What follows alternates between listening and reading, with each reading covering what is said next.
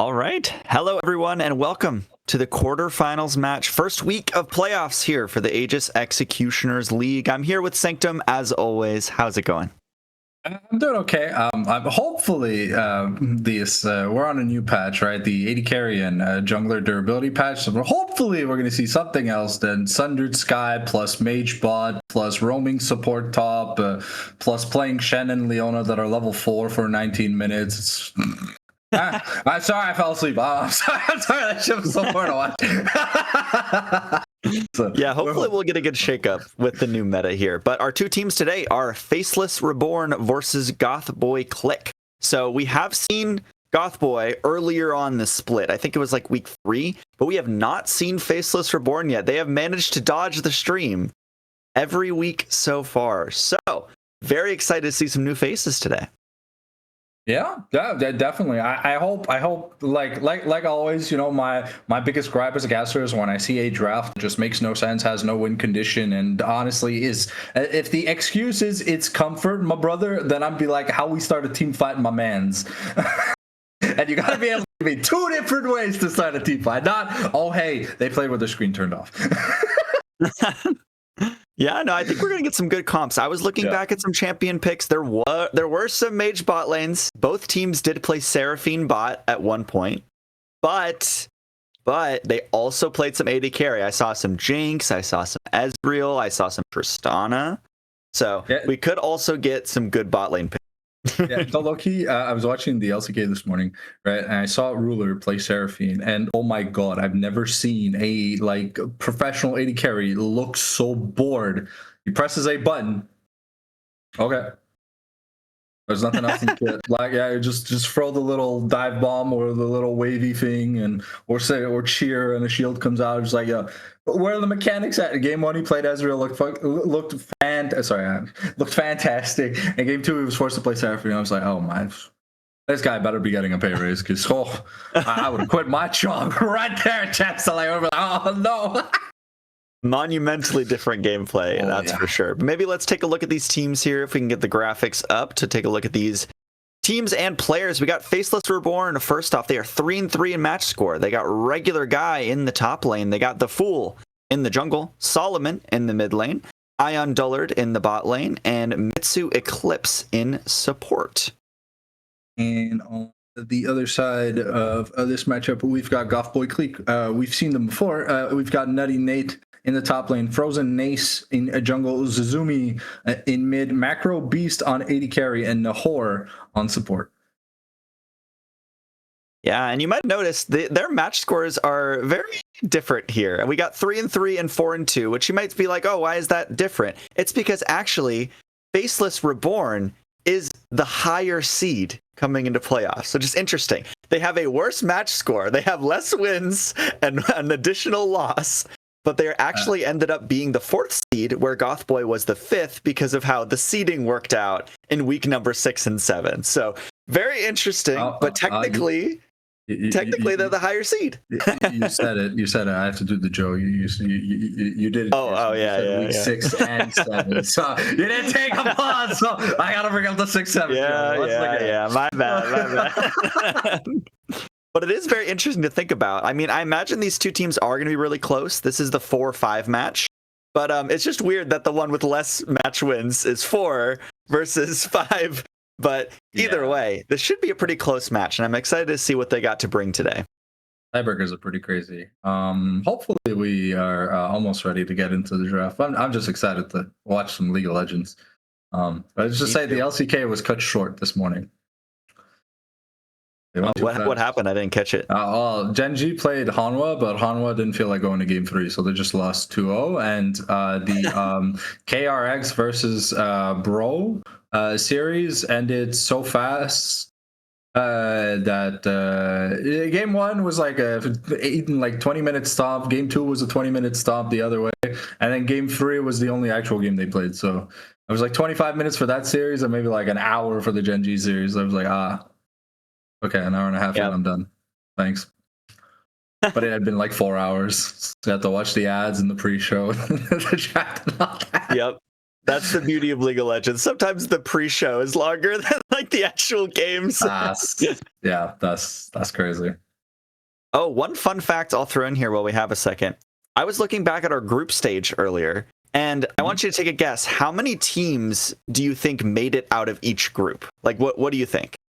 I'm gonna say there's 8 total teams.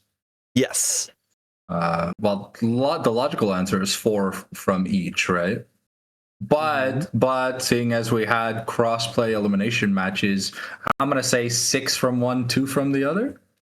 Yes, that is. Well, actually, no, not quite. 7 from one. Or no, yes. Trying to read. I'm pull it back up here. We got 3 teams from Hextech only. So then we have 5 teams from Chemtech coming in, which is kind of crazy how the balance worked there. But it looks like we are in the draft phase now. But either way, Chemtech kind of stomped out those tiebreakers, it seems. They got most of their teams into playoffs, which is kind of insane. That's good. That's good. We also on this patch do note that the Eclipse got buffed, so there are quite a few champions that love that item. Top laners, junglers, yeah. So if you see first item Eclipses, which I hope we'll see if they play Ambessa or something, right? Because there's no way we go an entire week with an Ambessa not building that item. That's literally her signature item. I'm not pointing fingers at nobody, right? But yeah, of course not. Of course not. The Zillion ban I do find interesting, but outside of that, we're seeing standard meta jungle bans. Nefiri is rather really good against the likes of like J4 and Vi, just because of how intangible she is. You can't really cataclysm someone you can't hit. And the Shyvana ban though, it's oh no, because it's oh no. There it is, right off the bat. Wow, install lock Seraphine. Okay, I want to see something super aggressive. I want to see. We're going like Caitlyn Lux. Punish this boring lane, please. Draft something like Trundle jungle. We dive at 4. Okay, it don't matter. You put the trap down. I put the pillar. You die. You have no way of getting out. And if you build Rocket Belt on Seraphine, you will literally do nothing all game. I do like the Amumu. Syndra. Amumu does give extra magic damage to AP champions, as he does. He gives the Even Shroud debuff with his auto attacks that increase the amount of magic damage taken that champions stay for about like 6 to 8 seconds. And this is classic Faceless Reborn here. They have played Amumu multiple times over the last few weeks, as well as Syndra. They love to pick these champions that just kind of scale, that team fight well. So this is very on brand. If we are cooking, that's the bot lane. I mean, if we want to cook that hard. Amumu jungle kind of sucks, to be honest. We're in a Sundered Sky meta where people heal like 8% of their missing health whenever they look at you. And yeah, Amumu, if you go Leandries, you do nothing because you're like a tank that's built no tank items, so you just die. On support, you only get 1 item before you're useless anyways, so you go Celestial Opposition plus your like what's that the CC item that it's in the new Galio build. It's the Imperial Mandate.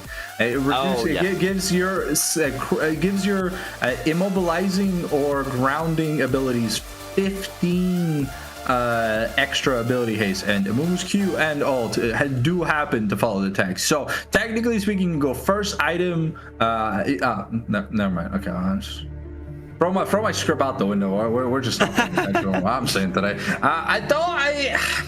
I'll be honest, I don't like the early Sylas here because when you're not using Sylas as a potential flex pick, look, the Amumu ult is fantastic. With Syndra ult, you have no Dark Sphere passive, but for those of you that do not know, Sylas can use Syndra's balls against her because it counts the amount of Dark Spheres currently on the field, and the ult brings 5 in. So if Syndra QE'd and then ulted, that's 6 plus Sylas, that's 11. That's a nuke at level 6. If that is the Syndra versus Sylas matchup, but I do believe it's probably it might actually be that. I hope we don't see double dash cannon builds first. I hate that item on mages that are supposed to build damage because it's not an item that does damage. It's fine on Aurora because she technically has a license for it, and Sylas because he's a champion meant to use an item like this. But Syndra, she needs AP, bro. Like. More jungle bans. imagine the Syndra will be going mid. I mean, that's what Solomon is kind of known for, is like those scaling picks. But I mean, we have seen Syndra bought a decent amount, and I would not be that surprised if our game one is Seraphine versus Syndra in the bot lane. As much as I don't want that, I wouldn't be that surprised at this point. Macros, I'm telling you right now, if it's Syndra versus Seraphine bot lane and you pan bot lane more than 3 times before 8 minutes, yeah. I'm gonna be upset. I'm just gonna be upset. I'll be like, oh yeah, wait clear. All right, next. Wow, as AD carry's taken out by Goth Boy Clique. I believe they do not believe this is Syndra bot lane. It's what Braum Syndra does, shadow attacks, but you want someone who builds attack speed, and if Syndra builds attack speed, then you know she's got Purest Caster from Aram Mayhem, and that's not available in Summoner's Rift right now. So, hey, I'm interested in. Okay, yep. I like the Kai'Sa. You know, the comp is a little bit all over the place. You know, you don't have an engaged support, you have a disengaged support. I mean, the Braum can flash ult, but if anyone else has flash, they're not getting hit by it, right? And Amumu always looks for dive buddies, but Syndra and Braum aren't what I'd consider quality dive buddies. But I guess maybe we're just looking to line up the front to back. And with a Silas on the enemy team, you can go the mixed Kai'Sa build to make sure that every time the passive procs, you really do a lot of damage. I love this Olaf, however, because look at how much magic damage on the enemy team is. And, you know, Death's Dance, Small Malmortius is kind of a good combo, if I have to say so myself, because the Death Dance bleed is like redistributed as magic damage, so you can use your Moss Shield to survive if you're looking to lifesteal out of it. So we'll have to see what they get up here, but we're running into a problem where it's Leona and Prey. I'll be honest, I don't like this way. We have a silo, so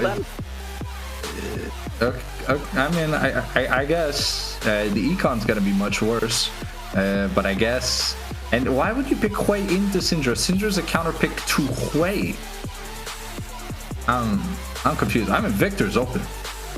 Victor and Talia are open. Oh no. Okay, wait, at least it's top lane. It's top lane. It's fine.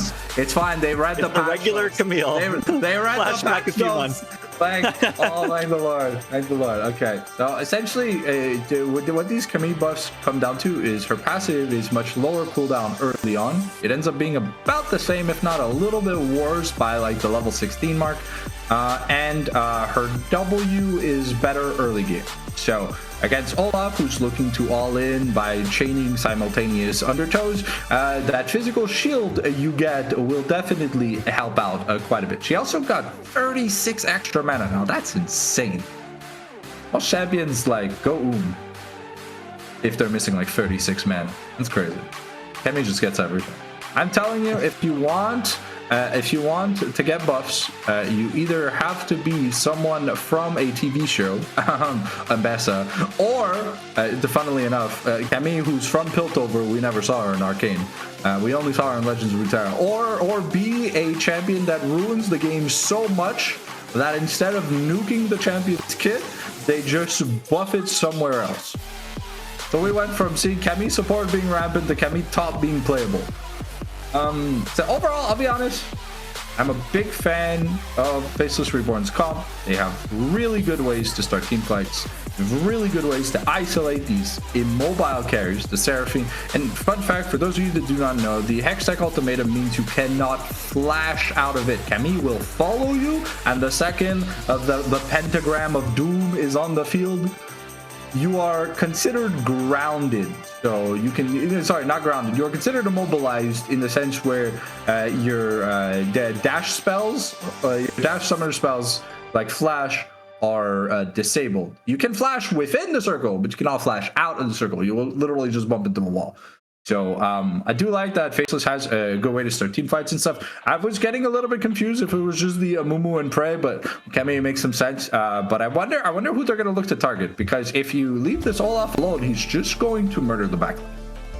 And it kind of looks like they want to get this Hui and Seraphine out of the way, but If you do that, there's a Silas and an Olaf. They're just gonna look at the Syndra. It's just gonna explode.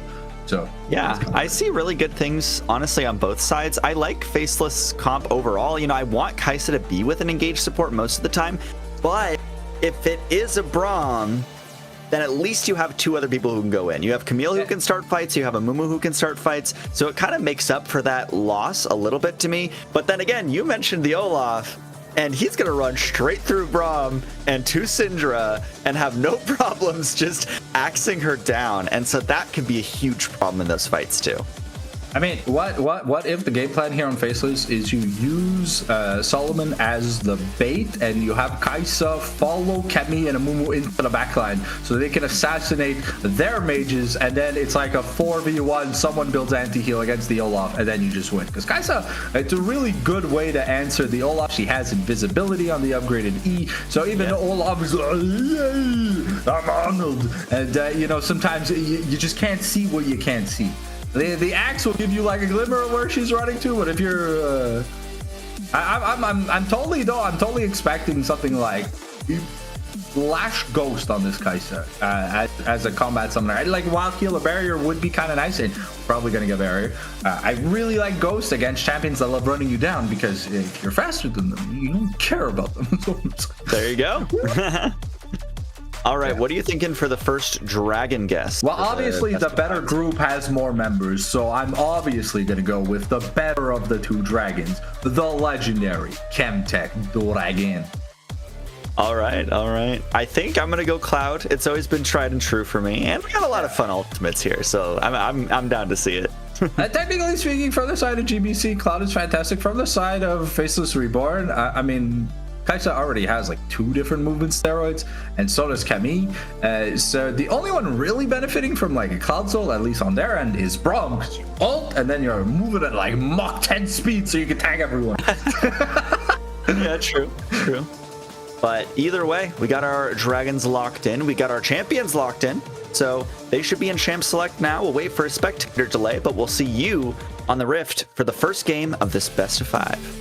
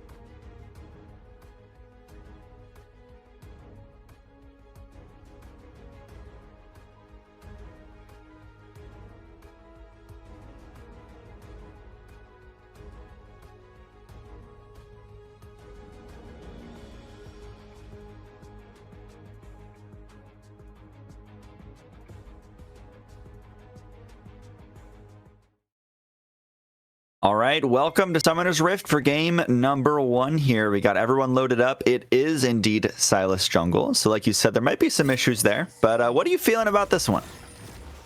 Well, Olaf should have pushing agency early. Mid lane, it's about who farms better, because I want to say the race to the last chapter matters a lot more than who can push each other out of lane. Because at level 6, the Syndra just has a diabolical advantage. Just in terms of her ult resolves much faster than the spiraling the spare. And bot lane, well, it's a mage bot, so they're probably just looking to farm. And if they can cheese, if Faceless can cheese a kill on Seraphine or like blow the flash, then they can call the Amumu pre-6 for an almost guaranteed kill. So I'm hoping we see action, but it's Seraphine. I watched Ruler play Seraphine, and he's like one of the best ADs in the world, and he put me to sleep. So I don't think Macro Beast is gonna keep me awake. So I don't know. Maybe it's the action that you're going to see because they're not the best ADC in the world, you know? Maybe it's going to be like, now we're going to fist fight. We're going to have some fighting Seraphine. I'm here for it. The biggest problem I do see for the Silas is it doesn't really have many gankable lanes outside of if the Syndra's like really overextending. Camille is a possibility if the Olaf is healthy, because the precision strike here from Camille does an insane amount. Getting action. We do have some fighting from Macro Beast, but you know, nothing too crazy. Just a quick trade. So important to notice, we have a lot of cookies this game. So wonder who's going to hold on to their cookies. This guy's already out of potion. Another Zenith Blade. There goes the cleanse. The passive actually doesn't connect with the concussive blows either. So far it's just been Goth boys with pressure in the bot lane. Yep, the lovely mage bot lane advantage. They have normally very high quality AoE spells early on that for some reason have really high base damage. Right, please. It's just regular guy out trading pretty well on the top side so far. See if that turns around.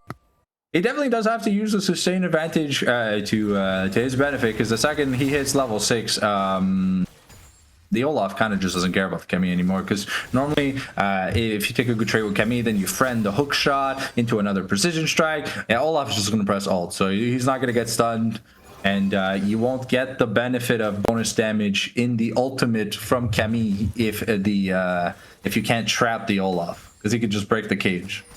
That turned I believe, at least at rank 1, I believe it's like 10% extra damage while inside the cage for the person trapped. So it's going to be interesting to see how a regular guy plays the early game. That's the very big focal point of this Camille pick. Yeah, I just noticed too the ignite on Camille as well, so definitely pretty confident here. But it is Frozen Ace coming in for a gank on the top side. Imagine we're going to cut back over just a second here. Looks like hookshot does just keep regular guys safe. Not even need to use the flash. The big thing though that we've come to see about Olaf lanes is that, like, while yes, Olaf when he is set up does a lot of damage, Olaf doesn't necessarily have the best style of laning phase. You know, he is susceptible. Like a lot of Olaf's no cleanse. Ion has to use the flash. Now Mitsu's kind of stuck in the middle here, but Macro, do they have enough damage? There's the first blood, and this is a bloody Seraphine. No sleeping for you today. Yep. I mean, that's great. The big he's stunned. Who's stunned the turret? Nahor doesn't miss. but Nahor did miss. He stunned the turret. Okay, but he got the Zenith Blade. That's the hard part. Fair enough. That was a guaranteed kill, though. It could have been. It should have been. Let's say that much. But yeah. So now you see the reason why Feroxon says Mage Bot healthy for the meta. You know, apparently insane amounts of CC is always fun for CC-less champions like AD carries to have. And we see though the big difference in the Bai's top lane is we have half a Phage versus a Sheen, and Camille notably has a very, very powerful Sheen proc with her second Q. So for those of you who have never played Chemi before, Chemi's Q works in two ways, right? So it is just an ability, right, that bonks someone. And then if you wait a little bit, then it becomes the true version of the skill that does true damage instead of physical damage. Oh. So, ooh. Onto Solomon, actually burns the flash there. Nahor is putting in so much work early game, as level 6s are procced on top side, so expect some more fights up there soon. Also to note, in this patch, the roaming support playstyle has been nerfed insanely in terms of the amount of XP you get when outside of bot lane. Specifically, it doesn't matter who you share the gold with, it's just if you are not on the bottom part of the map, you get a lot less XP. Solomon, no flash, gets stunned up. Here is Frozen Ace trying to get this first kill. Stolen ultimate, not quite enough, but there's the smite to finish it off. And another kill goes over to Goth Boys, as it could be another, but hook shot away from regular guy. Keeps them safe for now, but Goth Boys are coming in swinging in this best of 5. Yeah, this scaling team comp is playing rather aggressively, and normally when you play scaling, you fear about like giving up too much. I think, however, Faceless is underestimating Goth Boy Clique a lot, because I feel like some of these ganks just shouldn't be happening. You know, we had a ward, but we weren't cheating to the side that the ward was protecting us from, so. A little bit of sloppy play, let's say, from Faceless Reborn. I would definitely have to agree. I mean, you shouldn't really be losing to this comp this early on. Now, granted, it is only 2 kills, and actually Faceless did manage to pick up the dragon, so if that's any consolation, they got something here in the early game. It's not a consolation, it was a Chemtech dragon, so it means I lose. Oh, true. True. As here's Nahor once again, looking for the Fool. Does get the stun in a small chunk, but that's where it ends for now. And the Grasping Maw gonna miss there, so no way passive proc. Probably could have all-in'd if the fear landed, though. Mumu going the AP build. Like I said, I hate it when tanks build AP, because then they're not tanky. And this way is already doing good damage. First Undertow connects, regular guy, waiting for the hook shot out. Able to get away again. This is why I hate playing against Camille, by the way. Yeah, but it's starting to cost tempo. This is the second time that it's been a bad trade. And yes, Chemi technically becomes like a disgusting champion at 2 items, and then a 3 champion, she becomes almost unkillable, at least in 1v1 scenarios. But until she gets that Triforce, she is liable on sloppy plays. I like the word sloppy. I don't know. I've used it twice. So That's a good word. Good word. Yeah. Gonna be clearing out vision here. So Dragon for Grubs trade. Remember, Grubs is a down payment objective. If you don't have lane prio or pushing prio to get to these plates, it kind of doesn't do anything. You don't get champion damage from the void buff. Be kind of OP if you did. Indeed. And yeah, I mean, they could put the Grubs to good use. You've seen them make some early plays, so if they're able to get more kills, like maybe what we're gonna find right now, another Zenith Blade, another cleanse burned, and Ion's just having such a rough time, but it's actually Faceless who has the backup here, but the Fool is a little bit too far away to get anything done. But wow, I really like the aggression from Goth Boy. That's huge though, because that means if Ion gets hit by the Encore, there's no saving him. He is literally just dead if he gets hit by that Seraphine ult now. Oh, regular guy. I don't think any hook shot right now either. Flash used. There's the ultimate, so it's trapped, but now retaliated. But either way, Nutty Nate will pick up the kill there. And Frozen Ace has also been all over the map.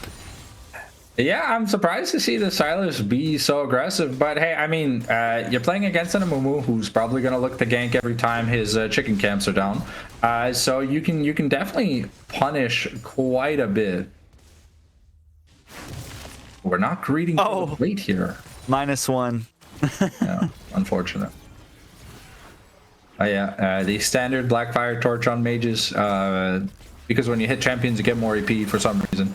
It's like we're playing Classic League, where you have Phenomenal Evil. Yeah, it just means that once these items are complete, the wave clear for Goth Boy Clique is going to be really nasty. And I see we're going to Dash Cannon first here on Silas. I really like this item on champions that need an extra little propulsion.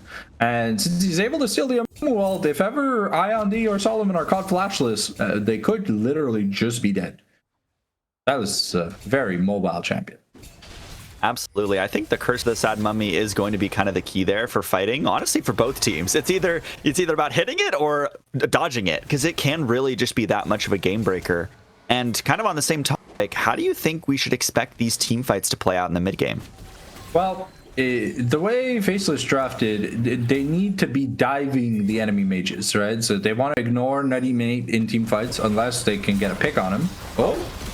Oh, nice ultimate there, but I think Bitsu's just dead. It's actually Nahor who picks up the kill. There's the encore as well, though. So Solomon in some danger. Does have the flash, but chose not to do it. Here's the Curse of the Sad Mummy, but you're not trading anything back at this point. It's a slaughter for Faceless Reborn. Playing with low vision into a Silas is always kind of dangerous, because whoever he picks on... Eclipse had flash. Why did you just flash the wall? First game jitters. That's what I'm gonna go with. I want to say sloppy play, but saying sloppy play 3 times in a cast in one game feels a little bit outrageous. There's a fun word. Oh, and I get to see it again. Yeah, so they had no vision. The problem with the Brawl Mauled is that if Silas uses the Brawl Mauled, it doesn't really matter. But because people were lined up in front, in the same line as Solomon, he gets caught out too. Oh, the axe misses. The second undertow doesn't connect. Nutty Nate goes down, and that's actually the first kill of the game for Faceless Reborn. It goes on the Braum though, which I mean, ooh. Yeah. Kemi really wish she could have had it, because now she's down 20 CS. She's down a kill. Olaf's going to finish a Stridebreaker first. And it's... Ion, no! Oh. The ult connects. The stun comes out. The Kaisa might just be dead. Zenith Blade to follow. Another kill over to Macro Beast. Petition to change his name to Ion D's nuts, because Nahor has just been sitting on him. Make the joke. I've been wanting to make the joke since I saw the player. But yeah, no, it's Kaisa had flash though.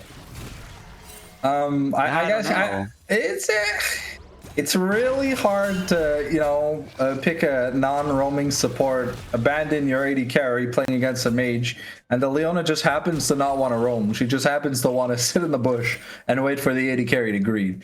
So they're just really punishing Faceless Reborn with some really good macro. I guess that's why that guy is called Macro Beast.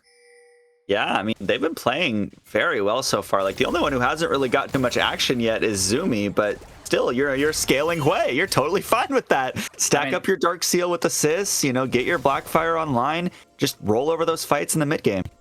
He's got a kill, he's got 2 assists. Technically speaking, money for money, he's richer than Syndra, so he's true. Okay, game. Yeah. He's not supposed to win this lane, and he's up almost about the goal. Stolen Curse of the Sad Mummy, there it is. But actually, nice flash from Solomon to dodge the Spiraling Despair. Means that the Syndra will stay safe for now, but that's going to be such a deadly combo later on, as Macro Beast could be the victim of a dive here. The bandage toss does connect, but not the W. Actually, shutdown still over to Ion, but now Zumi's here trying to back it up, getting a little bit of damage here. The ultimate doesn't connect from the Braum, and nice snipe from far away. Zumi takes up the second kill of the game for the Hui, and in the elongated sequence, it looks like we will just go back as a 1-for-1.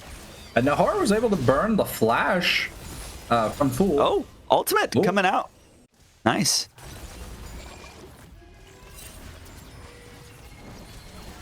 Ooh, Ion could just die here underneath the tower. Nahor will get the stun. Nice ultimate, nice cleanse, nice flash. Stays alive for a little longer, but Zumi will take that one up. And right as I was talking about the Hui not really doing much, Zumi's ready to play. Yeah, with the way Faceless drafted their team, they don't really have an answer to all this AoE magic damage that's just sitting on the field during the team fight. So you kind of have to just sit there and get hit by everything, which is very painful. Outside of Braum and Mumu, there's not much magic resist here for these carries yet, and I hope we won't see that much magic resist because then they won't really be carries. We have the Triforce though for Kemi, so that's one of the two big spikes. Next up is the Ravenous Hydra into the Death's Dance, and that's her trifecta of really OP items. But at the 2 item mark is when she really starts to pop off. However, still a bit behind. So we'll see if regular guys able to make some plays. However, I don't think Frozen and this isn't gonna help. Alone.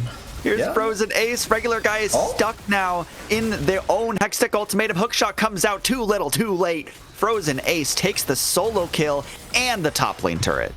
It really shows something when you can miss all your skill shots on the Kemi, but because you're in the Kemi ultimate, you get 10% extra damage. And it's enough. It's some good damage here. Indeed. Yeah. As the Rift Herald's still pushing topside, and I forgot to mention this earlier, but it is a Hextech Dragon. So I'm wrong. We're both wrong for the first one, but potentially 4 more games to go. So we'll see how it goes. Yeah, well, we'll see who reigns supreme. As Frozen Ace wants to initiate this fight, Nutty Nate's already in the backline with the Ragnarok, and Yamumu is dying. The Fool trying to hold down the front line. Charm comes overhead, and it is just a slaughter once again for Faceless Reborn. 2 down, but the Fool goes back in. That makes it 3, and now it's only the top and mid left alive for the red side team.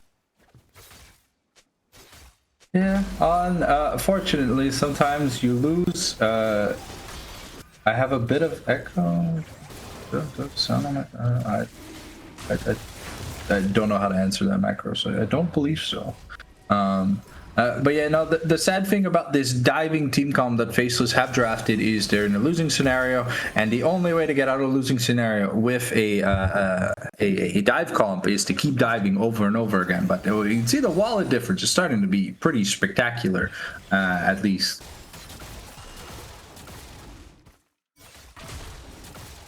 So yeah. It feels so bad being an engaged jungler against the Sylas when the Sylas is ahead, because he's always just going to be the better version of you. And he got the build properly, so he's not squishy. He's got the dash, he's almost got a Rift Maker, and then who knows what Sylas wants to build, probably Cosmic Drive or something. But like the Frozen Ace is very, very happy with the selection of ults he gets this game. He even has a free get out of jail free card. He has a get out of jail free card with the Kemi ultimate and the Kai'Sa ultimate, if ever. Hextech ultimatum. Nutty Nate is trapped here. This could be the first play that Faceless Reborn actually get this game, but nice flash there. And here's the backup for Gothboy. Clique, Curse of the Sad Mummy is stolen and used against them. This is just tragedy after tragedy. Double kill goes over to Nutty Nate. Make it a triple for the Berserker in the top lane. Yeah, honestly, I'm ready to wrap it up. I think we cooked a little too hard badly in the early game. With a team comp that was supposed to look like they were winning at least the early, I just feel like a lot of mismanagement around vision caused this Sylas and Leona to be able to get a lot of very useful roams and plays done. And I mean, when you feed snowballing champions, they kind of just tend to snowball. And looking at the build here on the Syndra, you know, we're going to Cosmic Drive, so we're not exactly a powerhouse of magic damage. Kai'Sa's still struggling to finish the Jinsus. And meanwhile, we're nearing our third items on the carries here for the side of Gothboy Clique. So it's just a canon event after a canon event. It's if it was meant to happen, it's going to happen again. Yeah, I mean, currently it's an 8,000 overall gold lead for Gothboy Clique. Not to mention that it is 15-2 in kills. So it looks bad and it feels bad to play on both fronts in this game. And yeah, I mean, they're definitely putting those grubs to good work. These towers are falling. They're pushing their advantage. This is some good League of Legends I'm seeing here from the Goth boys. Yeah. I'm excited to see game one come out so well prepared, at least from them. Yes, we are seeing Mage bot lane, but the way Nahor and Macro played the early game was definitely not intuitive of what we normally expect from Mage bot lane. Yeah, I think a lot of times we get trapped in the mentality of, oh, I'm a mage, I'll just sit back, I'll just scale. But they were definitely not doing that, as here's a Braum face checking into the brush. Glacial Fissure comes out. It actually is stolen by Frozen Ace, and no more ultimate there on the Silas. The Fool has to flash away, but here's the Ragnarok to run it through. But actually, the Fool goes back in. Curse of the Sad Mummy onto 3 is not bad. Encore goes wide, but it's just too big of a wallet difference. A good engage means nothing if you don't have enough damage. Yeah, Kai'Sa had just finished the Jinsu's, but forced the flash away. Didn't get a chance to use the ultimate. It did feel like comms were a little bit segregated. So while it was a nice attempt here, the Amumu is so far behind that at this point, Braum and Leona are tankier than he is. Definitely felt, you know, I'll say it this time. It felt a little sloppy there with the ultimate usage from Goth Boy Clique, but maybe they're just feeling a little confident. They're feeling themselves in this game one, and I don't blame them. I see the Prey Seeker here coming out from Kai'Sa. I was very doubtful that we'd try to go in, but unfortunately it's not Varus, so the ability doesn't just steal Barons for fun. Well, it also depends on who's piloting the champion, you know? Yeah, of course. Yeah. We have Seekers though here on Silas. It's 506 with a defensive item and a bonus dash and technically good quality ultimates. So I'd be surprised to see Frozen Ace go down this game. Yeah, I think it is going to be really hard. Just so many defensive tools, so much mobility, so much healing, so much just about everything from Silas. Even bought the control wards as the cherry on top. Even Seraphine is going towards the item. I'd expect Zumi to also probably go for it soon, just because, you know, the only way that Faceless will win any kind of momentum is if they find a pick on a carry who can't survive a dive. Solar Flare connects. Cleanse is forced out of Ion. That could have been a very deadly pick under the mid tier 2, but look at these towers just melting like butter under the hands of Goth Boy Clique. Yeah, three Void Grubs when you've got the Kevins or the Chicken Nuggets or whatever you want to call them at the end of the day. They do add up because you get 1 nugget per champion hitting. So the true damage per second is rather important here. It's going to be Hex Texel point for Goth Boy Clique, and I'll be honest, if Hex Texel goes over when you have Silas, Olaf, Hui and Seraphine, there's no way you are getting ever out of a team fight alive. The amount of slows is really, really crazy. Yeah, it's going to be brutal. And I'll ask the obligatory question, you know, how do you think Faceless Reborn stay in this? Can they come back? Is it far too gone? What do you think? I mean, if Frozen Ace maliciously disconnects and Olaf is not teleporting into a team fight, I think there could maybe one zillionth chance for a comeback arc. But I think we're like watching a G2 content game right now, where they wanted to play something that doesn't really work, and we're just waiting for the second champion select. Yeah, I definitely think that one good team fight from GBC will just make this game a wrap. But we'll have to see if they can break it open, if they can play it well, as there is always a chance. Yeah. Looks like Frozen Ace has the Curse of the Sad Mummy stolen now, so I think sooner rather than later they have to make their engage. The only good thing for Faceless is their siege kind of sucks. They don't really have champions that want to be hitting turrets. So that's the only shining light in the darkness right now, is that outside of Leona, no one really likes hitting turrets, especially not Seraphine in a way.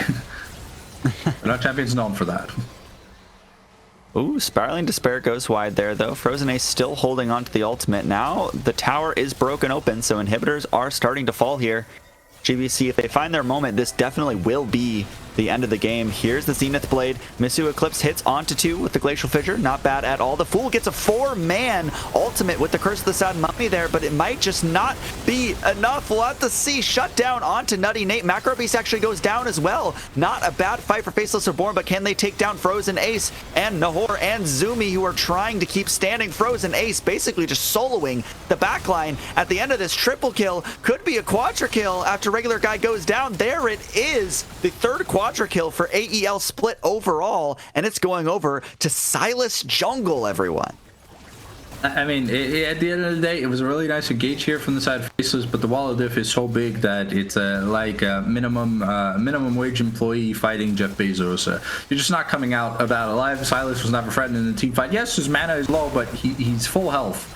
So he was just able to just basically eat up whoever he was bonking at. And a convincing game 1 win here in this series tonight from Goth Boy Clique. Let's see how Faceless restabilize, because that has to be tilting. You have counter pick, you draft overall the better quality champions for the team fighting, but the early game was played so sloppily that it just didn't matter. You took winning lanes and you managed to lose them. And then the rotated plays around the map, abandoning your AD carry, who's your only physical source of damage that game. It's just, I don't know. It's a little bit crazy, but I think it was like a Jenga tower. There was a lot more than just the early game that was a problem. But hey, we'll have to see what they're able to get done in game number 2. Yeah, I mean, notably, that was a very quick win according to AEL standards. I think the average has been at least 30 to 31 minutes per game, sometimes longer for some of these teams. So that was a very above average victory. Dare I say, pretty much a stomp there for the first game. So excited to see what Goth Boy Clique are going to bring back, see if they keep the momentum going, or if Faceless Reborn can bring it back. They did show us a little bit of life there at the end. That was a good team fight. They took down 2 carries, but Frozen Ace just too far ahead. Silas, quadra kill, end the game. Yeah, we needed to see that team fight 15 minutes ago. But hey, exactly. Yeah. As when Kemi, Syndra, and Kaisa have a lead, it's pretty annoying because every time they find someone, they just dive in and assassinate the person. But when they're behind, they don't really have the damage to fight back. Yes, Macro Beast was the person who died first, but looking at the post-game statistics, the poorest person. Okay, no, I was going to say something, but yeah, no, Nahor was almost as rich as regular guy. 300 gold difference between the support and the top lane. Yeah, that's crazy. This counter pick Kemi, we put a lot of eggs in that basket, but apparently we forgot to turn on the refrigerator because they were spoiled from the beginning.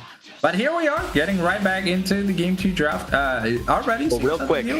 Do you have a player of the game for game number 1 before we for game number 1? I'll be honest, I've got to give it to Frozen Ace. He played fantastically. Deathless, 15 KDA, looked great, kept his farm up too. So I was going to say one thing that we are seeing that we didn't see last game is we saw Zaya ban early. Normally we saw more jungle-centric bans and stuff like that. And I want to say the Wukong that we saw in second rotation for bans we are seeing first. So Goth Boy Clique understanding that, hey, if they don't know how to play against mages bot, we're just going to abuse that knowledge. And Kaisa is a fantastic champion to play against mages, but unfortunately, we didn't really have the setup for Kaisa to dominate. And there is technically still Jhin, assuming this Victor is bot lane, but the Ace Soul kind of tells me that it's a mid lane matchup. Yeah, probably. I mean, Solomon is known for the Aesol. Aesol Vigar has been a huge thing, so definitely not too out of the ordinary for Faceless as a team. But Victor, I don't remember seeing that in Goth Boy's reservoir, so maybe it's mid, maybe they're going to flex it to bot. I'll be honest, you don't need to know how to play Victor to play Victor. You press E, you farm, you go burr, burr, space laser, burr, burr, space laser, whee! If you're mid, you get your 3 boots. If you're bot lane, you get basically 2 culls every time you kill a minion. So, pick your. Now this is interesting because I saw a Mordekaiser jungle game for Faceless Reborn not too long ago. I know we saw one on stream, but they actually also had a Mordekaiser jungle game. So this is exciting. I mean, I guess, but picking it so early, it's interesting because now they can play around with the draft, you know, to make it so that even if Mordekaiser gets a good ult target, he's going to get CC'd by the Victor. He's just going to get bounced around by Zac, you know. The element of surprise for champions like Mordekaiser, Camille, and etc. are really important, because sometimes if you catch someone off guard, like with if they don't have a way to deal with like a Mundo or an Olaf, and then that champion just hard carries the game, and you know, it's self-explanatory. But I feel like Goth Boy Clique are kind of ready. Yeah, and here, like, your best ult target so far is the Nautilus, not the Victor, because he's got an AoE stun that almost lasts as long as your ultimate. There's Zac, who, well, even if you do kill him, he's got a passive. I'm wondering where this Zac is going, because we saw jungle buffs, but Sunfire got nerfed. So, oh yeah, the Sunfire is Zac's favorite item. It's just really good. Oh, and Bobby. Wow, okay. Oh. I mean, this is the classic Zac counter, so that's at least good news. Zac cannot jump in when you have the steadfast presence, which is very, very nice. However, their comp is looking really weird right now. So unless they round it out with something crazy, I don't really like what Faceless is building so far. I mean, I'll be honest, I really like the giant AoE that's going to be coming from this Asol, and then the two bruisers kind of keeping people in that circle, right? Okay. It's a good amount of CC displacement and stuff, and outside of Zac, I mean, we kind of expect Victor to build the dash cannon because it was popular as Bachovi to just play it on every immobile mage, so that way you can technically have a second flash every 50 seconds. But hey, Victor is someone who scales a lot better with tanky stats than other champions, as he does have a very fast renewable shield. There's like 3 to 4 seconds after like 2 items. So I do like that we're seeing the Zeri ban, but if there's any copium and Goth Boy Clique insta-lock their bot lane early like they did last game, I think we might just be seeing Victor Nautilus, because Victor Nautilus is actually one of the pairings that is pretty good in pro play, just given how safe it is for the Victor to play. And if ever the Nautilus lands a hook, Victor does good damage early on. Yeah, I mean, we saw the same thing, same type of dynamic with the Seraphine Leona last game. You know, as soon as that Zenith Blade connects, as soon as the stun land down, as soon as the Solar Flare landed even from far away, it was a huge chunk of damage coming in for Macro Beast. So, I don't know, I have a feeling that it is Victor mid, you know, especially the Zeri bans, especially like how the Faceless are kind of reading it as well. But I think having that flex is going to be really cool, especially after you see the R4 pick. You'll have a lot of flexibility. Yeah. Because now we have to determine where things are going, right? Is this a Poppy support? Is this a Poppy jungle? Is this more top?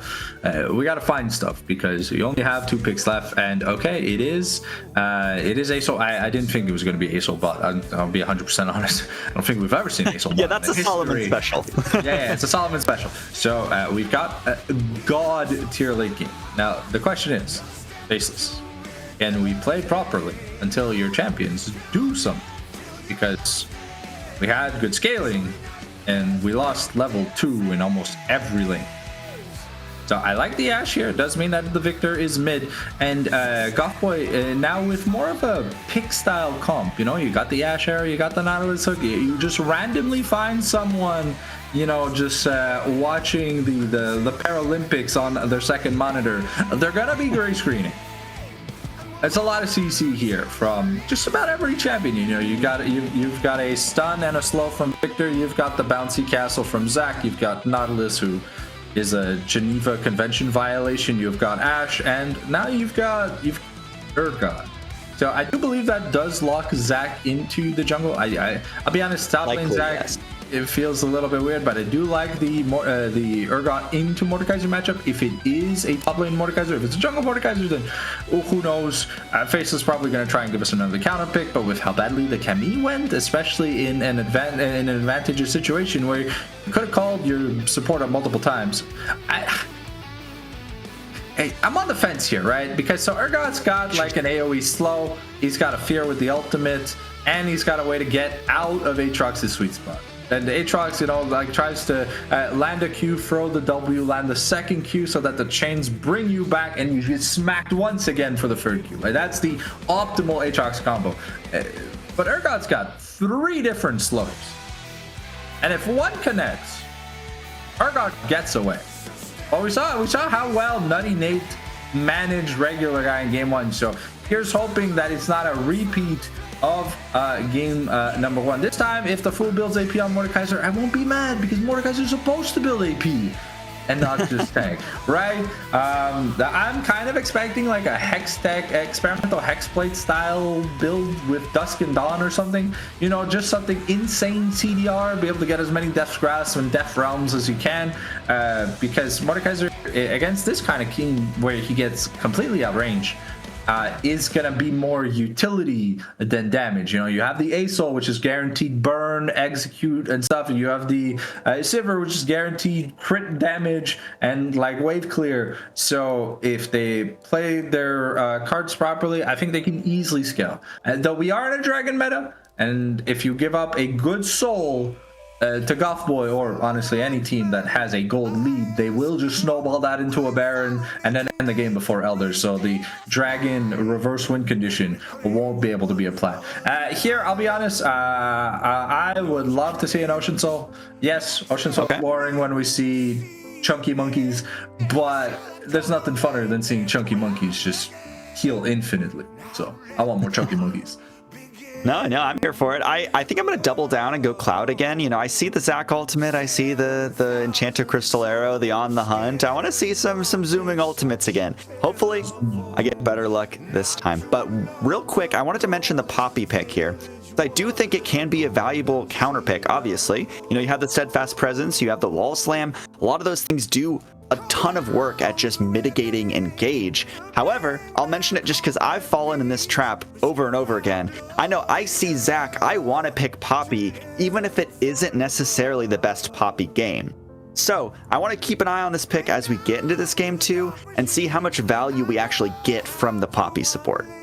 Yeah, also do know that it is Mitsu on the Poppy, right? And we saw him play Braum a little bit subparly last game. I did manage to break a few encores, so I gotta give him to that. But Poppy on this patch specifically got a huge damage nerf. She got a durability buff, but she got a huge nerf. I think losing 25% total bonus AD scaling on her Q. Jeez. And yeah, so if you're expecting the Poppy that kind of just one-shot someone, I'm just not going to be one-shotting someone anytime soon. Unless, of course, you know. But yeah.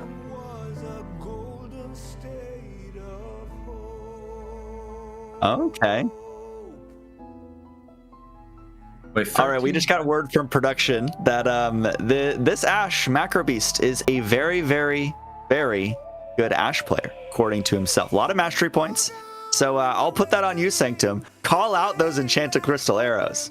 Yeah, Macro Beast, if you're watching the replay, when you're watching it, you better listen to me. If you miss your arrows like you're playing like the Blind Monk, I will be roasting the shit out of you all game. Terms and conditions have applied. Well, this will definitely be a fun one then. We're going to be watching the Ashe, we're going to be watching the Poppy, but you know what else we're going to be watching? Is Zen Market, the sponsor of today's stream and all of our streams over here at Aegis. Zen Market is your one-stop solution for buying products directly from Japan. They'll help you buy items from over 10,000 shops in Japan, as well as place bids on auctions on your behalf. They'll even consolidate all the items you purchase safely into one box and can ship internationally. They provide excellent customer service in 19 languages, which is why Zen Market is trusted by over 2 million users worldwide. Check the panel below the stream or click the link in chat to try them out now. Plus, if you sign up with promo code Aegis, you'll receive 3,000 yen off your first international shipping fee. So thank you very much to Zen Market for sponsoring us. And we will see you for the second game of a best of 5. Hopefully we'll get more. But either way, we'll see you on the Rift. 全マーケットは迅速な発送ですぐにお届けします。あ、ボクセット？あ、大丈夫？でも直接来てくれたの？これって漫画みたいだったね。しかも今衣装着てるし、花でもあれば完璧なのに。完璧だよ。壊れ物だから自分で届けたかったんだ。て完璧。ありがとう全マーケット。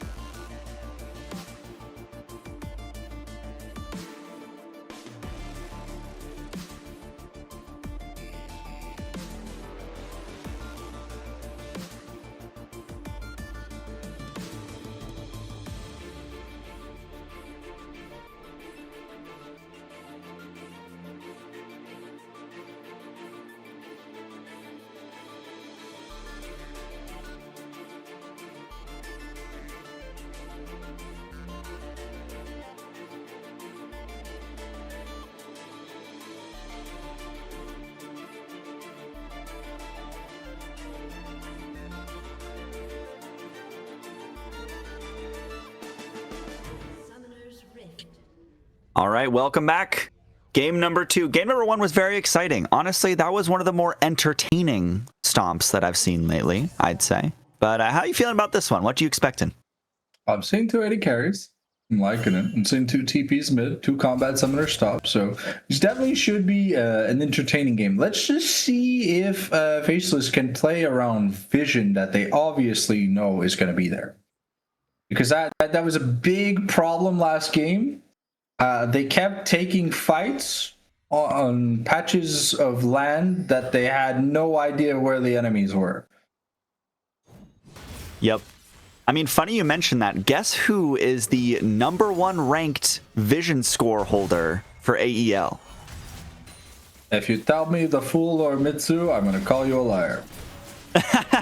It is Nahor, actually, on the support, getting that hook at the same time we were mentioning it. Look at the lethal tempo, and Macro Beast and Nahor are not slowing down for game 2. Yeah, see, the thing that's not fair about Ashe is that she has Sivir W that has no time out. As long as you keep attacking, Ranger's focus will exist. It only stops once you're out of combat for too long. Sivir gets 3 autos. Ashe gets 15. It's early game. It's definitely not fair. And there's no like Lulu to give the Sivir combat prowess. So it's just honestly not a fun matchup for Sivir. It's you win out late game because you can just bounce the wave with your W and crit Ashe for half her HP before she gets to touch you. But in these early game trades, you know, if a Nautilus hook lands, it's almost over. Yeah, I mean, but back to what I was saying before too, it is Nahor who is the top vision holder in the league. So it makes sense that they had some good vision in game 1, and I'm expecting some good things in game 2 as well. Yeah, you know, I want to petition Froxon to bring back the Sidestone item. I love playing Lee Sin, but you know, Lee Sin got nerfed so hard ever since they removed the Sidestone item. I don't care that it's locked behind a support quest. I want just a non-support Sidestone item, and hell, Ooh. Okay, I got excited for a second. I want a non-support Sidestone item so that junglers that are like more like utility style junglers or champions like Lee Sin who depend on wards to be able to play the game, you know, can do some stuff. It also brings item variety. Ooh, so we're not just seeing the same 3 items on 80 junglers. Oh. Nutty Nate could be in some danger here. Watch, the pullback doesn't connect, so the Fool is unable to do anything here. But look at Frozen Ace trying to make the gank on the return. But the Fool is the one burning down. Ignites come out. Nutty Nate could be the first victim, though. Regular guy walks forward, forces out the flash from the Urgot, gets the first blood with his own flash, but goes down to Frozen Ace in the process. So we get for a 1-for-1 in the top side in the early game. And ooh, Solomon. Oh, okay, that's the passive. Yes, goes into the passive, which means will just be another kill over this Mordekaiser likely, but does get some healing. Frozen Ace managed to stay alive, gets the pullback, flash forward, gets the kill on the Zac. This jungler does not slow down. What am I watching? You saw Mordekaiser E1 blob instead of 3, and I'll be honest, I think that made the difference because your Q is an auto reset technically speaking, but the way the Death Grasp was used, a little pullback thing, it made it so that 1 blob would guaranteely come back. And Zac really good at sustaining up. It's much more obnoxious post 6, but pre 6, very good at being deceptive. Because we saw him on like 1 HP, and it's like, call an ambulance, but not for me. Exactly. And I mean, it must suck to be the Fool right now, too. You didn't get the first kill. You know, regular guy picked that one up. You thought you had the kill after the Cell Division pop, but it was just Frozen Ace outplaying. And yeah, I'm expecting a good game from the jungler. And it's almost okay. So Sunfire got like buffed a little bit. It costs a little bit more, but it scales a little bit better on bonus health net. So a little bit better on champions that actually build HP instead of just champions that want to sit on the Sunfire cape and then build like other stats. So we almost have a full Sunfire cape to just a Hextech alternator. And I'll be honest, for this first Dragon or Grub fight, I mean Victor just getting stacks. Did he miss the cannon? If he missed the cannon, that's minus 10. Because the cannons give Victor 10 passive stacks for the Hextech prototype passive, the Glorious Evolution. Oh, Glorious Evolution. Yes. Yeah, sorry, Victor's had like 15 reworks with the darn passive. So got the rise treatment. Yeah. Yeah, except the only thing they changed was the passive for Victor. Because the old item used to upgrade the E so you get a second E. So they just made it so that he doesn't get any mana anymore. Here, both junglers are towards the top side once again, but it looks like they are moving back down. But it's kind of strange to see all the action showing up here, considering we do have 2 supports that can kind of skirmish. But either way, I'm not hating it. I love to see top side action. I mean, to be fair, when Ashe has a big lead... Death Realm onto Zumi. Does have flash. Might be able to escape this one. Actually, no, the Fool gets the kill. Zumi can't get out. Does actually invest the flash as well. So slightly tragic for the GBC mid laner. Did he flash in place? I didn't see him try to dodge. Must have. I think he was trying to flash out, but the Death Realm hadn't quite ended yet. Okay, so he was already on the wall and he flashed on the wall. Exactly. That's unfortunate.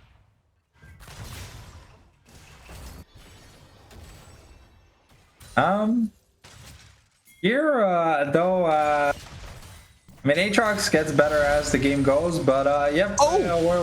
Ignite! Fear Beyond Death! Nutty Nate with a solo bolo in the top side. Didn't even need any other abilities, as the dragon is going down over here as well to GBC. They are definitely confident in game number 2. Oh, Mitsu. Could be in a bit of danger. Nice slam back into the wall. Nahor just fighting solo right now. The hook goes wide, so that's the end of it. Nahor wanted to go back in. He's like, I didn't hear no bell. I'm going back in. I've got a jungle.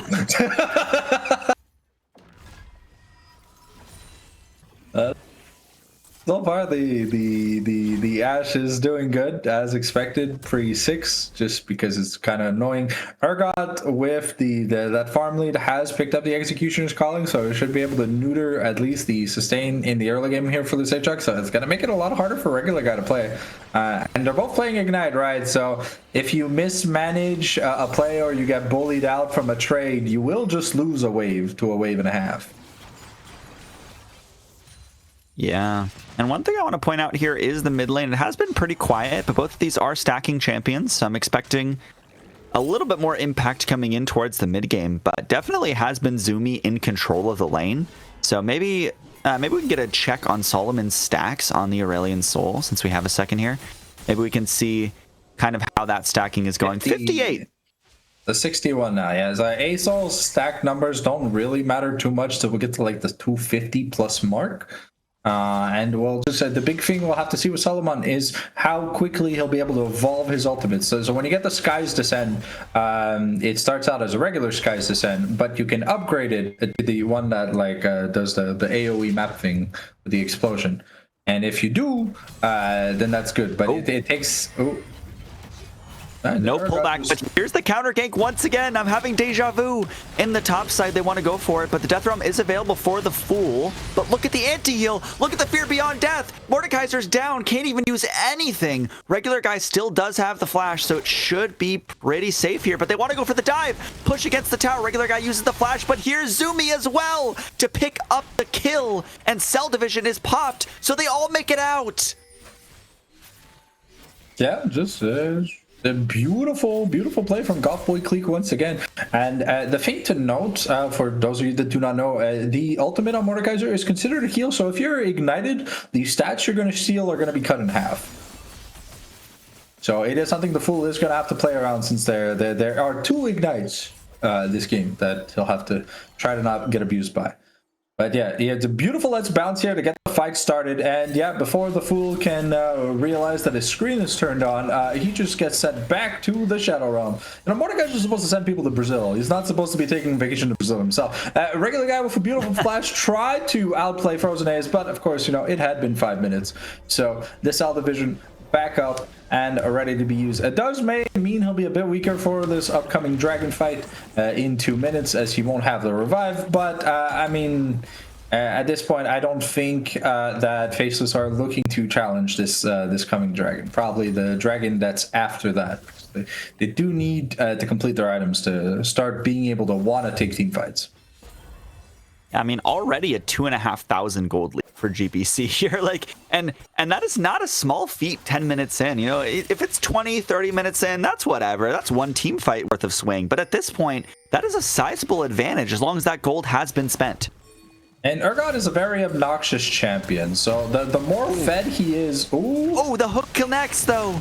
But nice. Not steadfast presence. Sorry, the keeper's verdict there. Keep the fight going.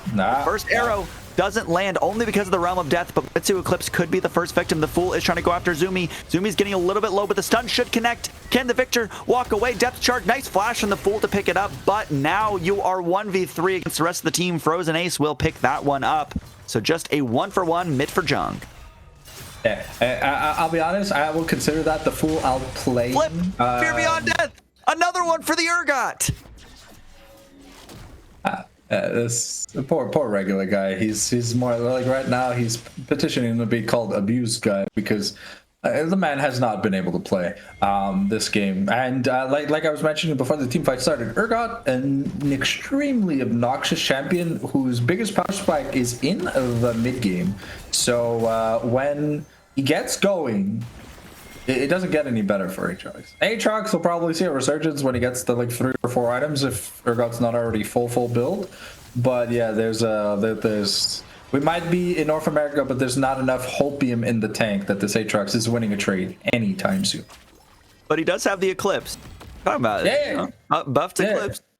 He has to survive landing 2 abilities on the Urgot before dying to get the shit done. So that's Yeah, that's hard. That's the one thing I'm gonna say. And so it's Black Cleaver too, which got a bit of AD, extra AD. So Urgot very happy. Scales super well with bonus AD.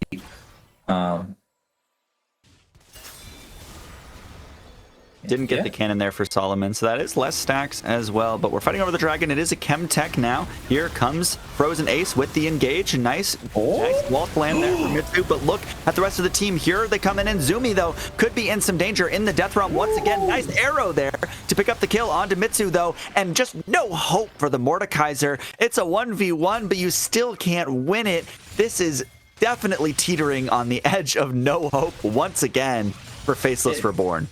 It's about a 5k gold deficit. So here we see a really nice play to get the full stuck. He does get the dragon out of it, but the Sky's Descent doesn't really connect on anyone. The arrow assassinates, and the fool is not necessarily ahead. So Zumi, who's not the most furthest behind on this victor, is able to just assassinate the Mordekaiser, who was at like 15% HP. But Macro could be in trouble. Verdict for the knockup. Macro could be in a lot of trouble here. Oh, but look at that spacing. Or space gliding. Lethal tempo. Oh, the nice barrier. Oh. Ion. Here comes the depth charge. Oh, I know it. Not enough. Oh, does get the shutdown, but here's Frozen Ace to try and pick it up. Ignite comes down. Another kill over to the Zac. Here's the hook. Should be an easy double for the Blob Man in the bot lane. We'll see if Frozen Ace can get that E back. Flash forward for the double. And I have never seen a Zac this fed in my life. Zac is a very, very good champion playing from ahead, because it just feels like every time you hit him, he heals. To be fair, the sustain on Zac is ludicrous. And we are paying no respect to this Asol and Mordekaiser, though. He's going full on armor, building Thornmail, second item here. But hey, I mean, if the Sivir is just going to send herself to the Shadow Realm auto attacking you, that's probably a good sign. Actually, Solomon does have the Sky's Descend, it looks like, available now. So, like, maybe next team fight we'll get something fun, but it is upgraded. It is upgraded. Purple instead of blue. Got the big ultimate now. Yeah. But we're not really in a situation, like, once again, we're looking at the top side of the map. Regular guy is inting guy, and the fool is the fooled. And it's, you know, this is like the front line. Also, Mitsu, who's behind too. So no one really wants to sit there and tank an Urgot or Zac combo. Definitely not. As full Thornmail completed for Frozen Ace as well now. So I imagine any fight that's taken, the Zac's going to be unkillable. Nutty Nate's going to be running it over. Zumi's been playing incredible today. I just don't see a lot of angles for Faceless. I mean, you're playing a late game comp. Just stop fighting. You stole a dragon. Just wave clear. That's all you got to do. Just wave clear. Do not try and twerk the Nautilus into hooking you. And just wave clear and walk back. It's a legendary Korean strategy. It's called walking away.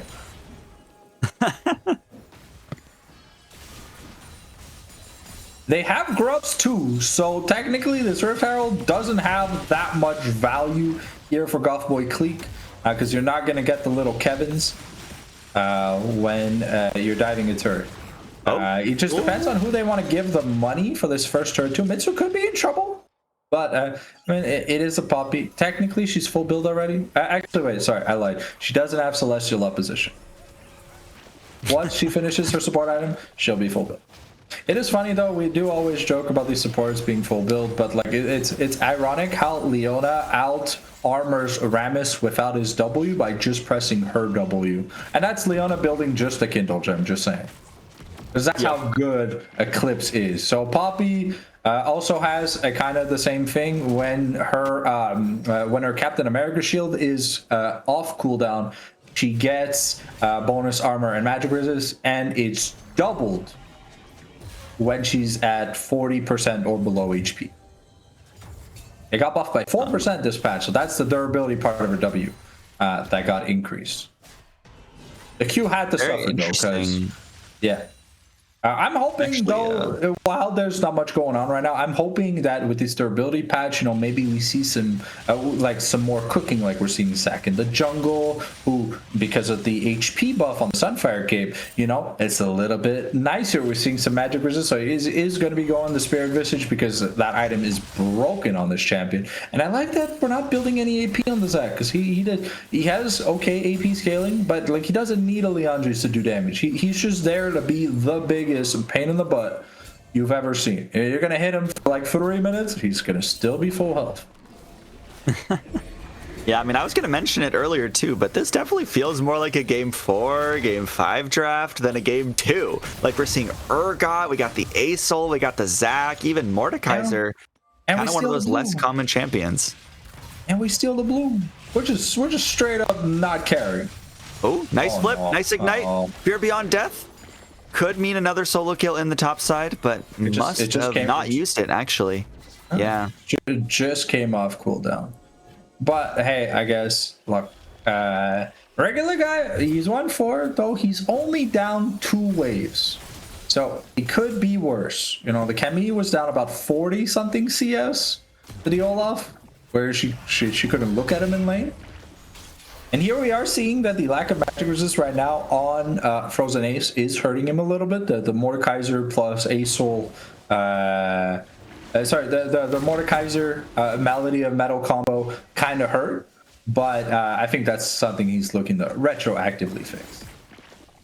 Yeah, maybe it would have been better to just not build the full Thornmail right off the bat. You do have magic resistant boots, but maybe building into Spirit Visage second might have gone a little bit better.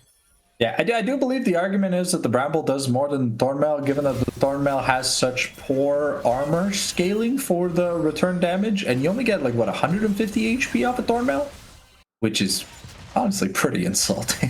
Not 3,000 gold. Yeah, exactly.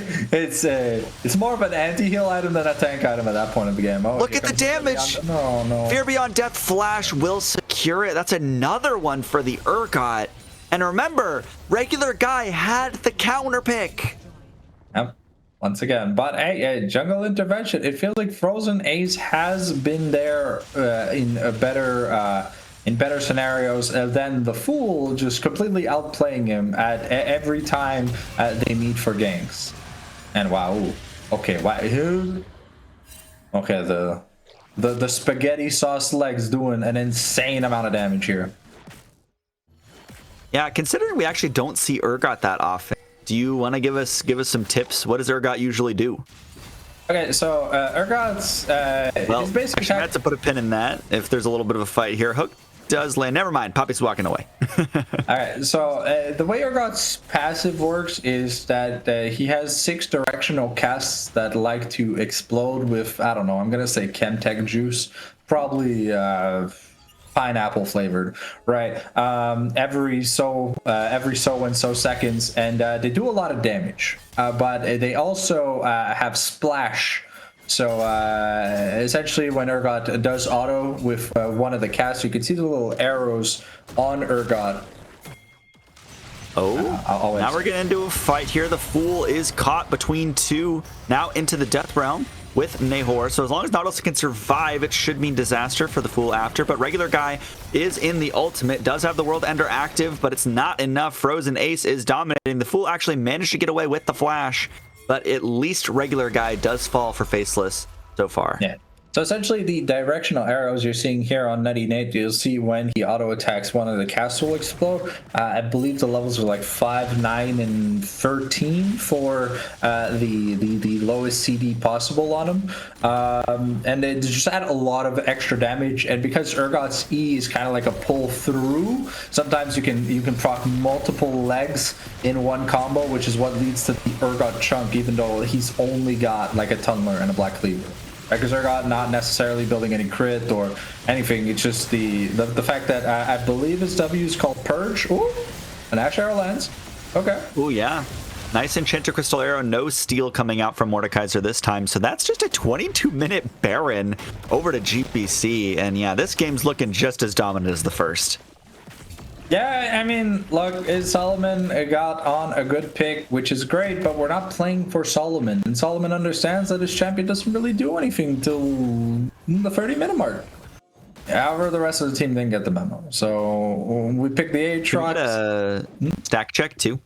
I think we're at like 200 something, maybe like 215, 220, if I've been recalling correctly. Yeah. Yeah, nice.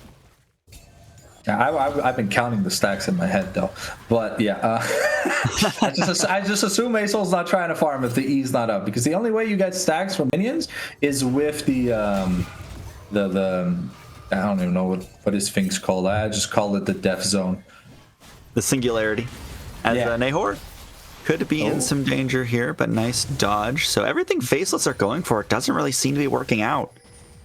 They're also just kind of low on money, low on tempo. I mean, the Victor is level 15. The Puppy's level 9.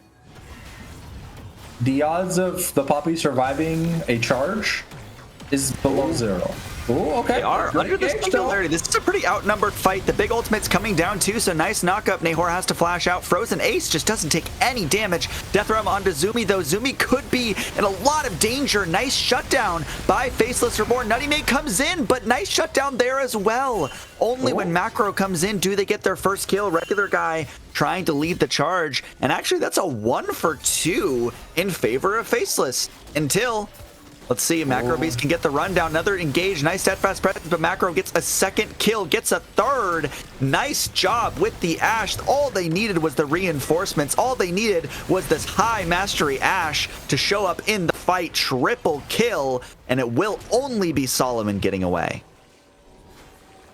And that was barely. But some really nice, what we call space gliding on the Ashe. Just zooming around, kiting people forever. The Knight's Vow, meaning that Nahor is technically healing the Ashe by absorbing a lot of the damage. And even though Ion, it did try to do as much damage as possible, it's just, you know, we're not at that point yet. We're behind in tempo, behind in damage. We do pop the Cell Division, but that's like the only good part of the fight. And I mean, Zumi died, but he's clearly not the carry this game. If Ace doesn't get shut down, or this Ashe, who's almost at 100% crit already, by the way, doesn't get shut down. That team fight started without the Ashe, by the way. It was a 4v5, and they almost got out unharmed. So that was pretty impressive too. But that's Ocean Soul point, which means I get a point. It's Ocean Soul, right? And also they picked up Baron. So it's just there's not much. We're looking at an almost 8k deficit. We need these items to be able to play. But you know, we took the first dragon and then lost the next. No, sorry, we took the second dragon and then lost the next 2. So we're at a point where in 4 minutes it's Ocean Soul and Urgot and Zach with Ocean Soul, while the front line will literally never die. Yeah, I think the problem with that last fight is it looked really good for Faceless, but they just burned out. I mean, they used everything for the first 2 kills, and they didn't have anything really to threaten the Ashe in the second half of the fight. So we'll have to look at how they are using their resources leading up to and within the team fights. Oh, okay, try and get a. Oh, okay, we do get the steal, so we have the blue jungle buff. So we do have the zoomies every time we enter a bush or kill a large monster. So we're gonna be able to secure a little bit of GP, but here at the end of the day, we're down a lot of money in this jungle role. And Definitely. Yeah, well, we've almost got the Leandries on 2 people here for the side of Faceless, which will definitely help against the odds that we're playing, but we definitely have to be able to get there. We're almost there for Asol. Just needs a little bit more scaling, but we're almost there in team fights. We saw a really good Sky's Descent and a really good Singular by time, but the thing is, the person you were hitting was the super fed Zach, so it just lands a few abilities and he's back to full health. No anti-heal here outside of the Sivir. Yeah, and actually Frozen Ace now is picking up some ability power, so maybe we spoke too soon.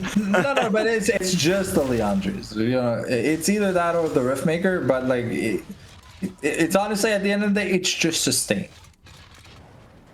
It's in case he gets trapped with the Fool, he wants to just solo kill him. That's the excuse I'll give him. So. Because he pulled the ambulance card not once but twice this game already.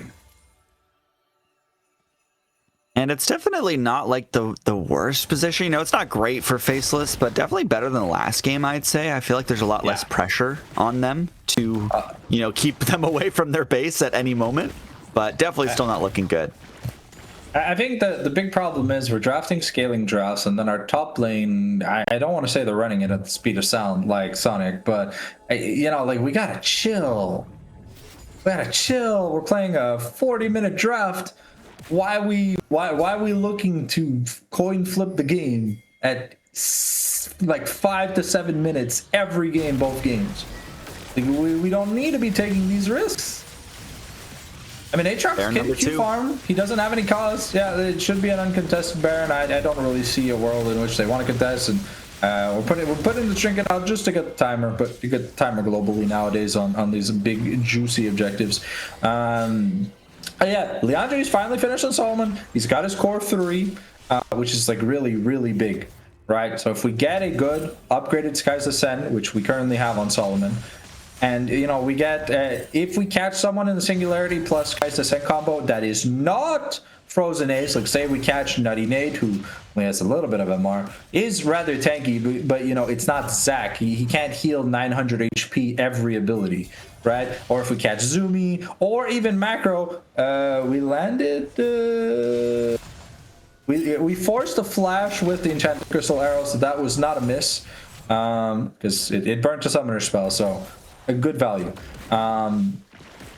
But yeah, if we're looking to take a team fight, it's I definitely want to say we have to try and stop them from getting the Ocean Soul, because like I mentioned, once again, at this Urgot and Zac frontline and get the Ocean Soul, it's just going to be really obnoxious to try and do anything. Definitely can be, as actually here's the engage coming out from Frozen Ace. No steadfast presence used just yet, but now let's bounce on top of the Poppy. Means that the Poppy could be in a lot of trouble. Look at the Fool already getting burned down so low. Death Realm comes out, but you're in there with the Ashe, and the Ashe is unstoppable. Nice steadfast presence, but even if you take down Ace here, they have the passive, they have the Cell Division, so it's just jungle for nothing. Yeah, and I think Batman's 40-second death timers, that's at least one inhib, maybe just the end of the game. We still have this the big Sky's Ascent. We're going to use the Singularity and start chunking Nutty Nate. Doesn't have the Death Stance hit, so he's not getting punished for it, but I think it's just going to be inhib plus soul, and then recall, win the game. That would definitely be the safe way to go, and looks like that's what they're going to do in. Yeah, no need to chance the game by trying to force 20 seconds before Mordekaiser respawns on the base with the upgraded Sky's Descent. So, you know, just get the guarantee insane sustain here. The Zac already looked like he was taking no damage. He was tanking Poppy and Sivir. Enchanted Crystal Arrow flash forward from Zumi, but the stun doesn't connect, so maybe just a slight misuse of the summoner spell there. It's okay. It's let's just say he had the zoomies, so he fat fingered the key. But big items being completed here. We see 2 large rods for Zumi. We see the LDR now on Ashe. The Leandries whenever Zac wants to recall the Jack Show from Urgot, and even we're almost full build on Nautilus, which is kind of crazy. Wow, yeah.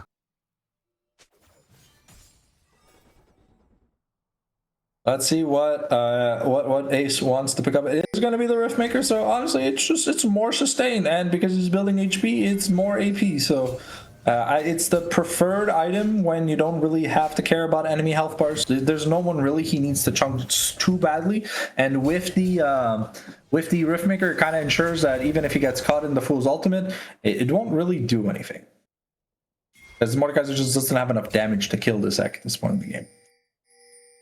Yeah, I mean, the pressure is mounting here now. You know, they're just trying to hold on to their base for Faceless. Maybe look for a pick, maybe look for something, but one bad fight, and that is just the game. And now you are not only down gold, you are down gold that the enemy has spent. So they have way more items than you.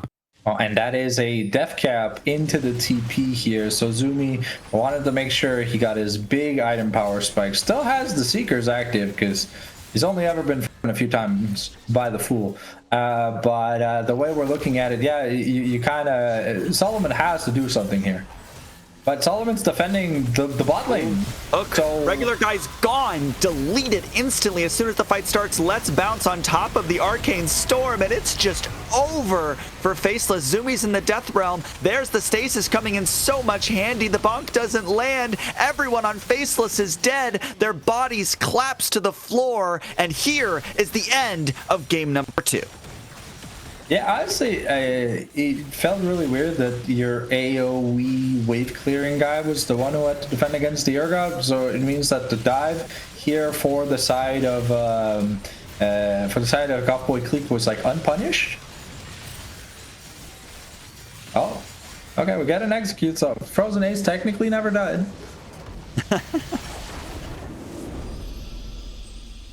But yeah, no, I'm seeing a pattern. It's like here, yeah, look, there's no ASOL ult to combo with the heroic presence and stuff. So Ash just space gliding around, Zach just mogging the Sivir because well, he's got like 3 armor items at this point, so he doesn't really care anymore.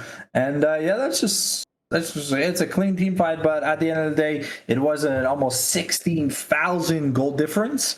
And Crazy. We say the wallet diff, but there is one key mistake that Faceless keep making. These top lane matchups don't have to be so bloody.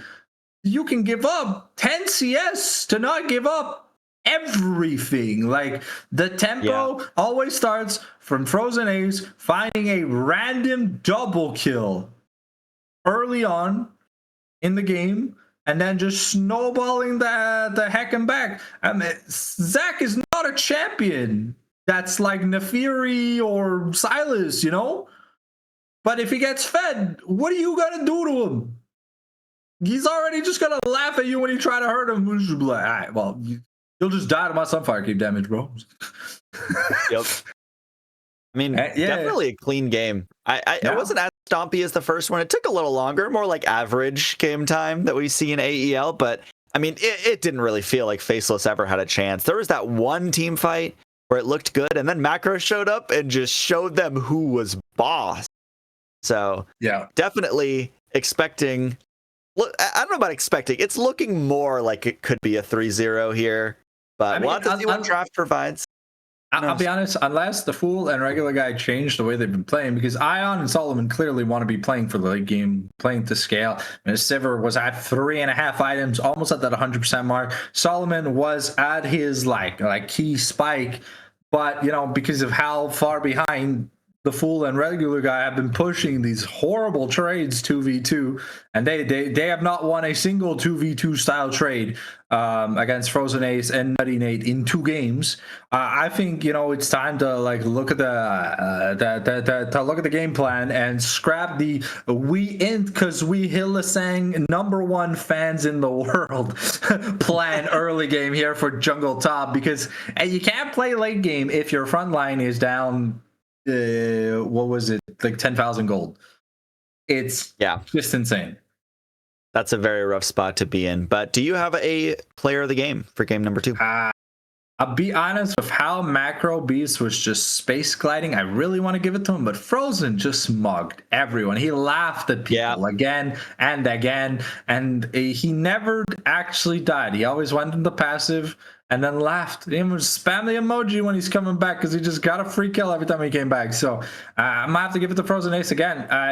It feels like his macro calls of when to like abuse the narrative.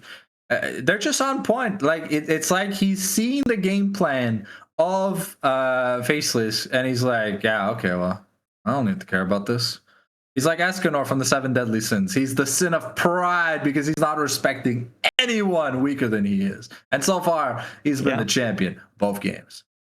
Yeah, I mean, I definitely agree. I think I'd give it to Frozen Ace. But I mean, just looking at the rest of the team, I don't have any complaints really about anyone. Like we were talking about how top lane, like Nutty Nate pressured that lane so hard, found an advantage, built it for the team. Macro has been space gliding. Zumi has been staying safe and farming and scaling. Nahor has had those amazing Zenith Blades, amazing hooks every game. So we'll have to see. I mean, Faceless really have to step it up if they want to stay in this. Because again, this is elimination. This is playoffs. One chance. You have one best of 5. You have to win it. And now their backs are against the wall. More jungle bans. The Zillion ban, which at this point I think it's Zumi or Nahor's like one trick, because I really don't see why we're prioritizing a champion like that. But then again, with how sloppy the team fight, some of the team fights get, a free revive would make things even more chaotic. You know, it's funny. I'm not seeing that much Zillion. I wonder if it's just like a pocket pick they know from scrims or something. Maybe they got Goomba'd so hard in scrims, they're like, nah, never again. And so we got the first pick coming here soon. Notably, we did actually stay on the same sides all 3 games so far. Yeah, I mean, why fix something that isn't broken? But I mean, if you're gonna use a counter pick, use it wisely and use it appropriately. Look, I get a regular guy probably tilted or something, but you can't be throwing the lane pre-6. Just farm, brother. Just farm. If anything, lock in Scion, lock in Ornn, and just clear the dang wave. The Jinx that was banned in second rotation both games now finally just picked up. Goth boy Clique is like, yeah, let's just wrap it up. Yeah. I mean, this is a Macro Beast special. Macro Beast loves the Zeri, loves the Jinx. Once those mages are out of here, it's all hyper carries, and that's what I love to see. So I'm very excited for this. Yeah, and technically speaking, in terms of first takedown style champions in a team fight, if the Jinx is unfriend and she gets an assist or a kill, she is one of the better champions. We are seeing though the Wukong that has very often been banned this series is finally being picked up, but I just hope the Fool, you know, plays with a little less foolishness and a little bit more preparedness, because I kind of want to see the guy do a little bit better. It feels like he's just handed a Frozen Ace a free win every game. It's this, like, you don't expect a Zac to just snowball that hard, but you don't expect the Zac to get fed either. At the MF Wukong, we're drafting Wombo, we're drafting Combo. Let's hope we can keep it an identity. So I'm expecting like an engaged style top, something like a Malphite, an Ornn, a Scion, you know, something to build the Wombo. Maybe a Cassante too, why not? You know, just gotta... Yeah, he always he's got stun. Yeah, he'll figure it out. But yeah, no, they give over the Jinx Lulu though, and this bot lane for Faceless has been getting smurfed on from the level 1. I love this read to just see that you want to draft Wombo and Frozen Ace. I hope this is Malphite jungle, because you know the fun thing about utility ult-based junglers is you build Zeeks and like Sunfire and like Protoplasm Harness. You're a full-on support champion, and you're just there to give your team amazing buffs in team fights. And I really like this, because one thing that MF is unfortunately known for is that she's very immobile. She's fast, but if she takes any champion damage or any damage at all, the Strut gets turned off. So I do like that Faceless, they're sticking to the Wombo, because once you put MF on the board, you know, it's not a Jhin, it's not a hyper carry, you know, it's a bing bang wing wham. Things go well, you win. Things go bad, you gotta play out of it. But I like MF Neeko. I feel like it's a really strong bot lane, especially because Lulu is notoriously like a predator style support.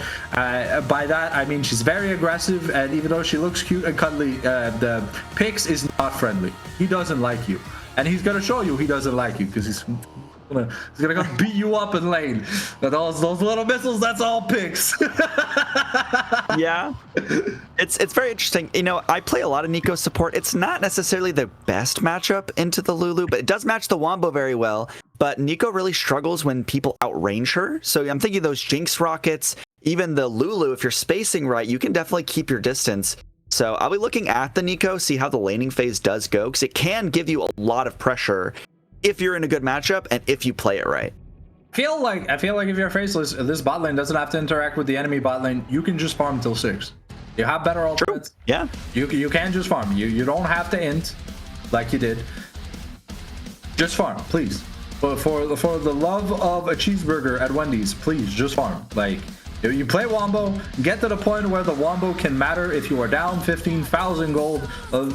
Even like a Garen ult that's AoE on the entire enemy team won't save this team comp if they're behind. I like that we're banning the Ambessa because Ambessa really good at, you know, keeping someone who's in place already in place again, because, you know, MF can't move during her ultimate, so just channeling the bullet time, that's a free perfect execution if I've ever seen one. And if you cut off, if MF is the main source of damage from this Wombo, no, come on. That's not a Wombo. Nice. That's not a Wombo. What are we doing? Like Annie's up.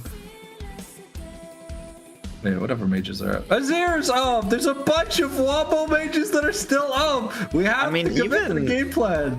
Even Solomon's like Ultra Comfort in the Vigar is up, and that's not the greatest like matchup. No, you don't really want it.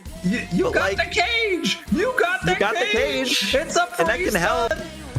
Oh lord. Okay. Well, the mid lane. We're just gonna ignore the mid lane this game. This is just gonna be zoomy, turbo stomping out. Solomon hasn't. Huh? Are they gonna go for AP top now? We got double 80 carries. I mean, Yon does a decent amount of magic damage, to be fair. It's a 50% split on all his abilities, to be quite honest, which is funny, considering his brother only does physical damage. And yeah, no, it's the Gnar. Okay, so we're just stealing the Wombo. We're like, okay, you want to Wombo us? Nah, we're gonna Wombo you. Because the Malphite ult into Yon with the Gnar of the Wild and Super Mega Death Rocket from downtown, like, it don't matter, bro. You ain't living that. There's no one on Faceless right now outside of Wukong, if he's not 10,000 gold behind in 5 minutes, who wants to tank any of this smoke. And if we see tank Ari while Top lane counterpick again. What do we think? Cho'Gath. Well, I mean, you need something with CC, and maybe they thought the Malphite was going top. Cho'Gath fantastic, but they're seeing the Gnar. I mean, Gnar can't really do much to Cho'Gath, but Mega Gnar can hurt the Cho'Gath, so it's gonna be about playing around the cooldowns, also dodging the boomerangs. If you don't dodge the boomerang when he's about to transform, you just get yeeted into space, and then well. Though the thing is, when Gnar does get low, you know, his Mega Gnar HP bar doesn't transfer when he gets smaller, so it is a pretty big consume window. Consume window here for a regular guy. But let's see if he can finally play a laning phase properly, because it's felt like at the level 3 point, regular guys like, okay, I'm done. It's like /FF all game. And he's just kind of been going with his own game plan. So we'll see if this is the first game so far tonight. A regular guy looks like a regular guy. Yeah, I mean, we'll have to see. I do like the comps, honestly, on both sides. I mean, maybe minus the Ari. If that was something a little different, maybe I'd like it a little more. But with how they've been playing, I think I'm just favoring GPC in general. You know, they're 2-0 up. They have the momentum. They're on their comfort right now. They have multiple ways to engage. They have great team fighting. I think it might just be over. Yeah, I'll be honest. I want an Infernal Soul. I want this to be fast and furious. Like, we don't need chunky monkeys. Just send us home. Maybe next week we'll get a better quality best of 5 to cash. Not any shade to Faceless, but it feels like they did not come in prepared to play against Goth Boy Clique. And it's okay. Some people don't scout. Some people don't prepare. Well, some people just play one game of flex a week with the team, and then they show up for the match. Well, we'll see. I mean, you know, we got 2 games of pretty similar so far of Goth Boy Clique winning, so I'm gonna triple down. We're going Cloud Soul again. It's gonna be Cloud Soul this time, and I'm excited to see it. I'm confident in this one. I got Cloud Soul would be pretty OP for Faceless. Like, it would be their win condition. Wow, he doesn't need to move. He's already got the steroid. Gnar could be pretty cool with Cloud Soul, and Soul is loot, but Malphite, Yon, and Jinx don't really care about Cloud Soul. They don't necessarily benefit from it outside of being able to find earlier picks. But Yep. yeah, here's hoping that Faceless have finally woken up. It's like the KT roller coaster. It goes up and down, but instead of just going down, this time it's gonna start going back up again. So here's hoping that we get an actual. I'm gonna call it the actual game 1 of the series. Anyways, this is just gonna turn into a best of 3, right? Where we're gonna bring things back. Because if not, I'll be honest. If there's no momentum and we're still tilted, it's probably just going to be like a sub 30 defeat again. Well, we'll have to see. And so we will see you on the Rift for potentially the last game of tonight. See you there.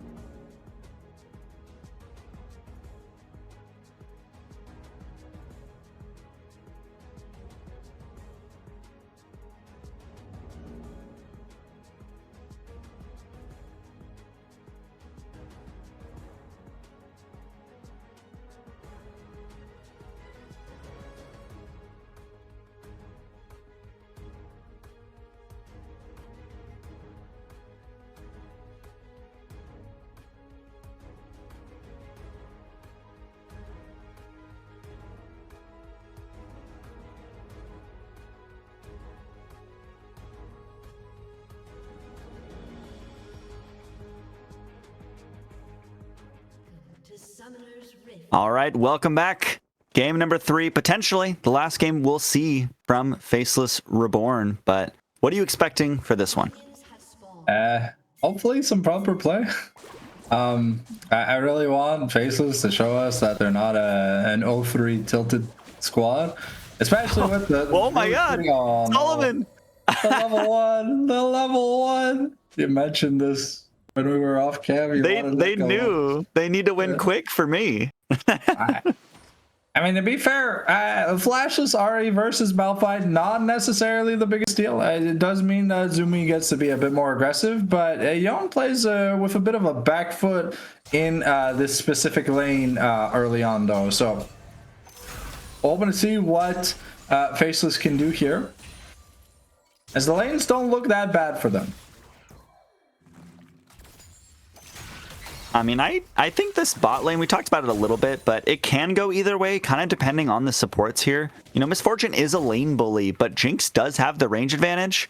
So I think that's kind of even. But then you look at the supports, and Nico has more damage, but Lulu can be very annoying. So hard to say how that's going to go. Yeah, I think it really depends on how many of these Pop Blossoms do connect. Nice zap. If the Nico is throwing skill shots out and they never land, versus when they do land, that's like a pretty big difference in terms of the damage, right? Because with the Nico Q, it bounces as long as it's hitting a champion, or if it kills something. So we'll have to see how much Mitsu is able to do, because he's had a really rough series here against Nahor. And Nahor's really had that money in the bank.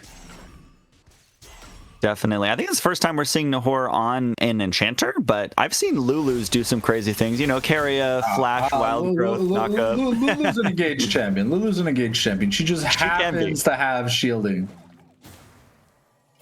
Kind of like Nami, our engaged Enchanter, you know? But Lulu now filling that role. Lulu, it's not a skill shot, it's point and click. And you can use yourself as the catalyst. Nami, even better. You gotta land the skill shot. Oh, it's a good little trade here by regular guy. But see, the CS deficit's still pretty glaring. At least a wave plus up. Frozen looking to do the famous Malphite pre-6 gank, which is just press Q and then walk away. Because that's walk up, seismic shard. Yep, I was like 50 damage. Here you go. That's all I can do. I don't have anything else in the kit. Like one of the what is it when they resell the items? Or like best I can do, 50 damage Q. Oh, okay, it's an AP Malphite. Okay, I mean it makes a bit of sense. You know, you have the Gnar, the Yon, and the Jinx, but it does mean here for Frozen Ace that he's going to be rather squishy. But Mitsu could be in trouble. Chompers. But look at Macro Beast actually taking a lot of damage here. Does have the barrier for both of the ADCs here. Mitsu could be it, but Flash follow. Ion actually picking up the kill, and no kill onto Eclipse. So this could be the first time where Faceless have a good start to the bot lane. Double kill. Ooh. And then it's 3 kills across the map for Faceless. This early game is finally going their way. You know, I think Faceless heard about your hamster maxing part of the cast, and they're like, you know, the gerbil can wait. So here we see a beautiful play by Mitsu here, kind of just baiting as long as he could with that help pot to keep forcing the Horde to flash. The barrier times out here. Macro just dies. Ion not really in danger. And while MF does a lot of damage here. And that was a gank from the Fool onto Nutty Nate. So that was an assisted kill. Malphite forced to flash, but it looks like they had a successful gank on regular guy. Must have greeted and got caught lacking. Yeah, I saw that actually in the picture-in-picture. Regular guy was very far up and basically just got run down with the seismic shard. That was pretty much what happened there. So yeah, red buff plus Malphite Q equal bong bong bong bong bong bong bong bong bong. Oh, okay. It's ultimate coming out from Zumi. They know that Solomon still has no flash, at least for a second, but Nahor coming in a little bit late. Nice Mega Gnar hop in, hits the level 6 as well. A -1 on that cannon miss though. Yeah. It is a BF to a Cull and a Longsword on the bot lane, so it is a pretty huge difference in momentum. Because we're going BT here on the Misfortune, more than likely. And that BT means that we'll be able to take some good trades and then just heal back up on the next wave. And, ooh, okay. Mitsu was looking for a play. Looking for the plays. Regular guy does have the ultimate as well. The feast is enough. Regular guy said, it's over. I'm not losing again. I'm here to play. Yeah, hey, I mean, I guess when Frozen Ace isn't there to completely camp the lane, maybe good things can happen. As unlike Zach and Silas, you know, oh, Malphite does have ult though. The Unstoppable Horse comes in here. Here's Nahor, but no Wild Growth, but it's enough. Oh. Another shutdown on to Ion. Here's Zumi trying to make the difference. Gets the knock up. Flash over the wall from the Wukong will keep him safe. And now the Dragon still could go over to GBC, but Eclipse is sticking around. Root doesn't come through. Frozen Ace wants the Gromp. We'll see. Smite it over. It will be the Malphite picking up the Gromp. And yeah, a bit of a resurgence.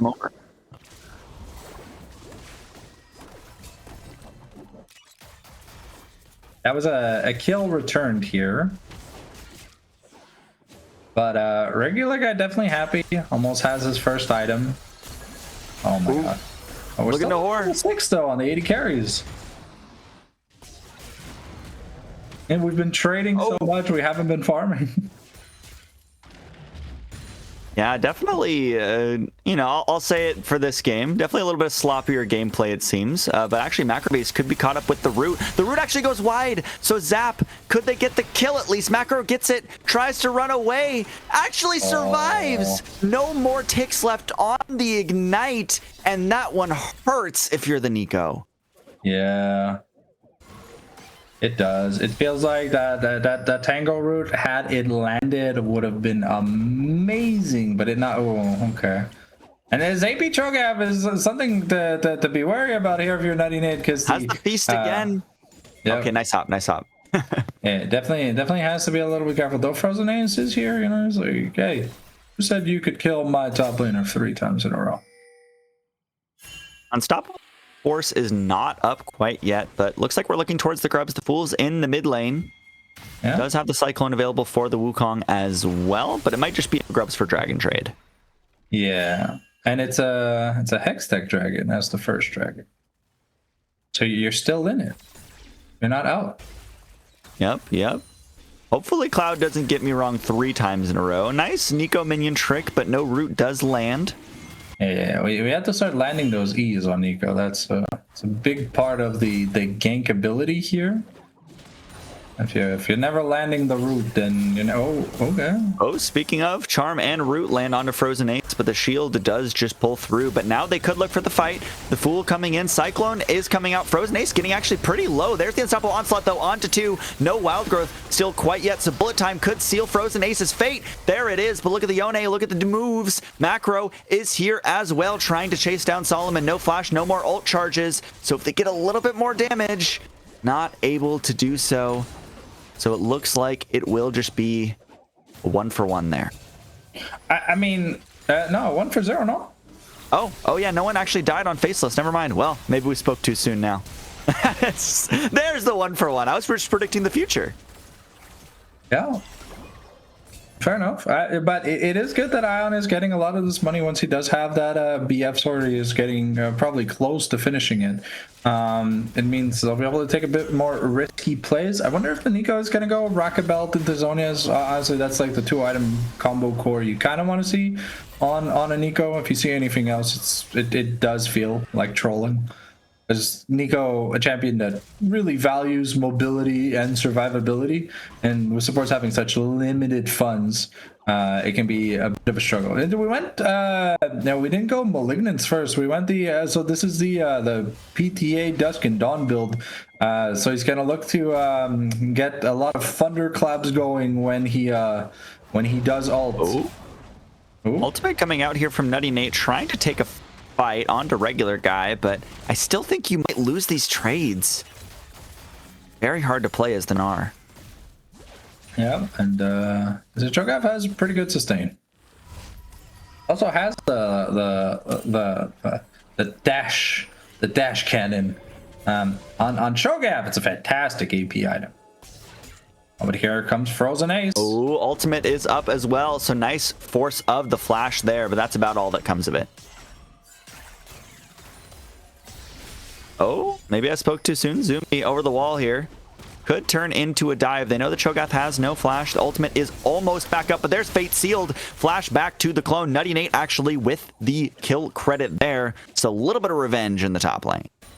Yeah, it does mean the Zarya's going to get the push a little bit, but from the side of Solomon, it feels like he's, especially on a pick like Ari that's supposed to be like a little bit more active, you know, it feels like it's almost like he's been a bit asleep Top Blossom available. at the wheel. Yeah, but well, not going to commit it. Is the Fool coming in mid, but you know. Yone always safe with the Soul Unbound, so no chance of a gank there. But level 6s are being reached around the map. Finally, we do have the Wild Growth, and we do have the Pot Blossom, which I think is going to be important in these next fights. Item completions don't notably here for the Jinx. I think Ion should also have his Bloodthirster when he finishes his recall. Yeah, with 2200 gold, that's definitely the item. But it's another plate up top here for a regular guy, and the Gnar struggling a bit to finish his first item. Did go the Boots of Swiftness to be able to dodge the ruptures a little bit better, but it does mean his first item Power Spike going to be rather slow down. Oh, it's a good interrupt on the recall, but there's nothing to play for right now. And well, we have a second.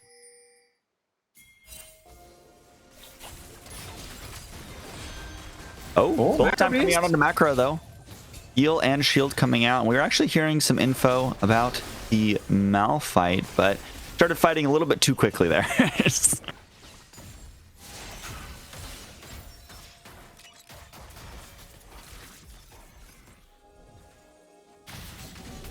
Oh, it seems like Frozen Ace failed to avoid the vision moving in for that. Did not take into consideration that wards still show you for about a second after they're taken. So nothing came of it there, but a little bit of mistake there maybe from Frozen's Ace. And yeah, we're seeing how many stacks do we have on regular guy for Feast?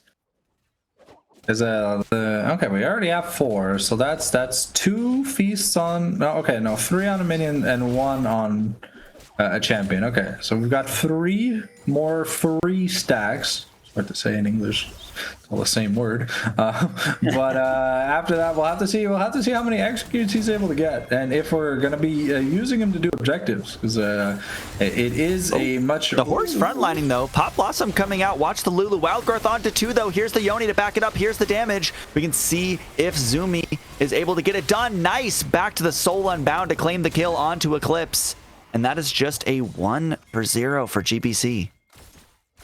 It's not the dragon here, but because we teleported Nutty Nate down, I don't think it's going to be the turn, but it's at least another plate. We killed the Nico. Who got the kill? It was Yon. Zumi doing pretty good for himself in this lane. So, you know, we say Yon's full build, add Blade of the Rune King plus Berserker Greaves. He has the upgraded Berserker Greaves.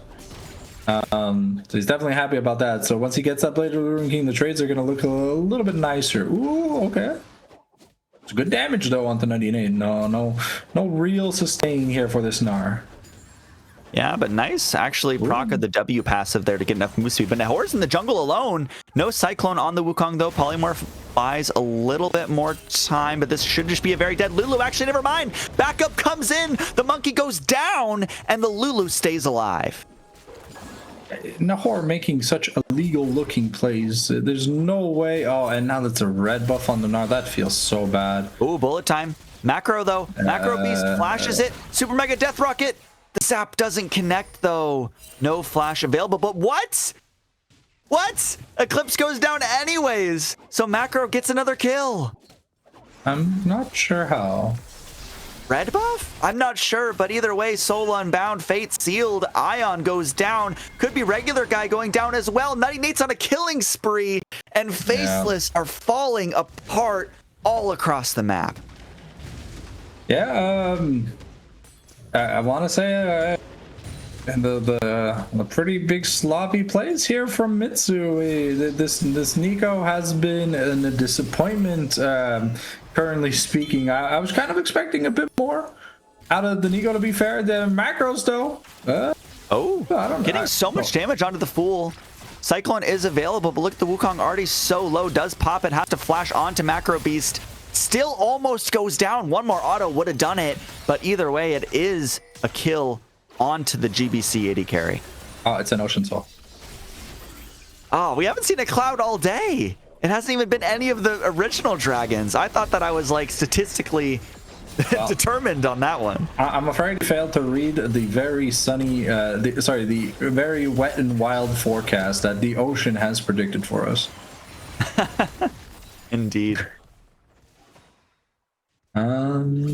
So yeah, looking at item completions, we're an item across the board. We almost have the dash cannon here on Mitsu, but I really hope he, at least for the tango roots, they start connecting, because I've seen so many of them just go wide this game, and you know, case in point, Azumi trying to take down the tower, but could be in some danger when the Soul Unbound goes through. But the Fool used the Cyclone in that last play, so no extra CC here means that it will be the Nico who's the victim.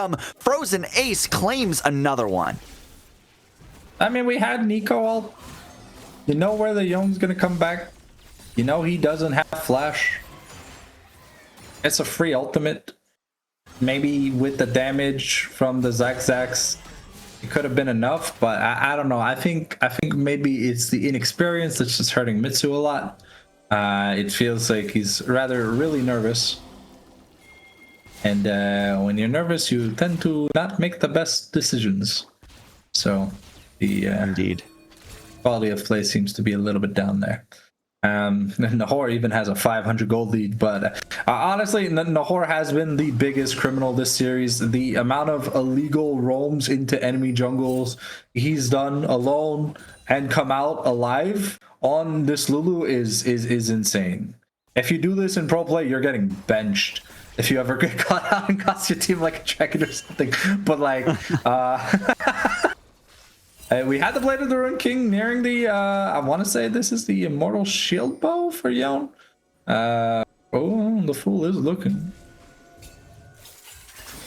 Yeah, we'll see. Frozen is here as the big engage tool. Fool is clearing the ward, but watch for the Unstoppable Onslaught. That's the really the key here. A couple force, excuse me. Yeah, Dragon is up in 50 seconds, so right now there's Mitsu. Oh, Polymorph, Unstoppable Force, there it is, just blown up. The Super Mega Death Rocket can't even connect before the Nico goes down, and it's just pick after pick for GBC. You know, we have the dash cannon, we have the flash, yet it's like they've been unkeybinded, because I swear I don't think I've seen him use. I've seen him hex flash more often than I've seen him flash. Yeah. Could be a move forward from the Fool. It's pretty rough. There is no ult here on the Malphite, so at least there's that. But yeah, this very squishy Cho'Gath is not liking the DPS Gnar. Imagine the turret will go down here. Macro Beast is going to get excited, but actually it's a flash or dash forward from Solomon. They're trying to start their own fight. Frozen Ace isn't the strongest on the front line. Tower goes down though, and they're able to walk away. Look at Zumi. Look at Nutty Nate trying to come in from the side. The Gnar ultimate, double stun, double ultimate. Here's the mid lane to back it up. Pop Blossom onto 3 is so good, but bullet time's too far away. GBC found the fight they want. Nutty Nate is huge on the Gnar, and that's no kills for Faceless. Malphite ult about to come off cooldown too. Oh. Last Fish doesn't do it, but actually the knockup will take it. Frozen Ace finally goes down. The rock solid coming back up just in time to make sure that Frozen Ace doesn't give over a fee stack.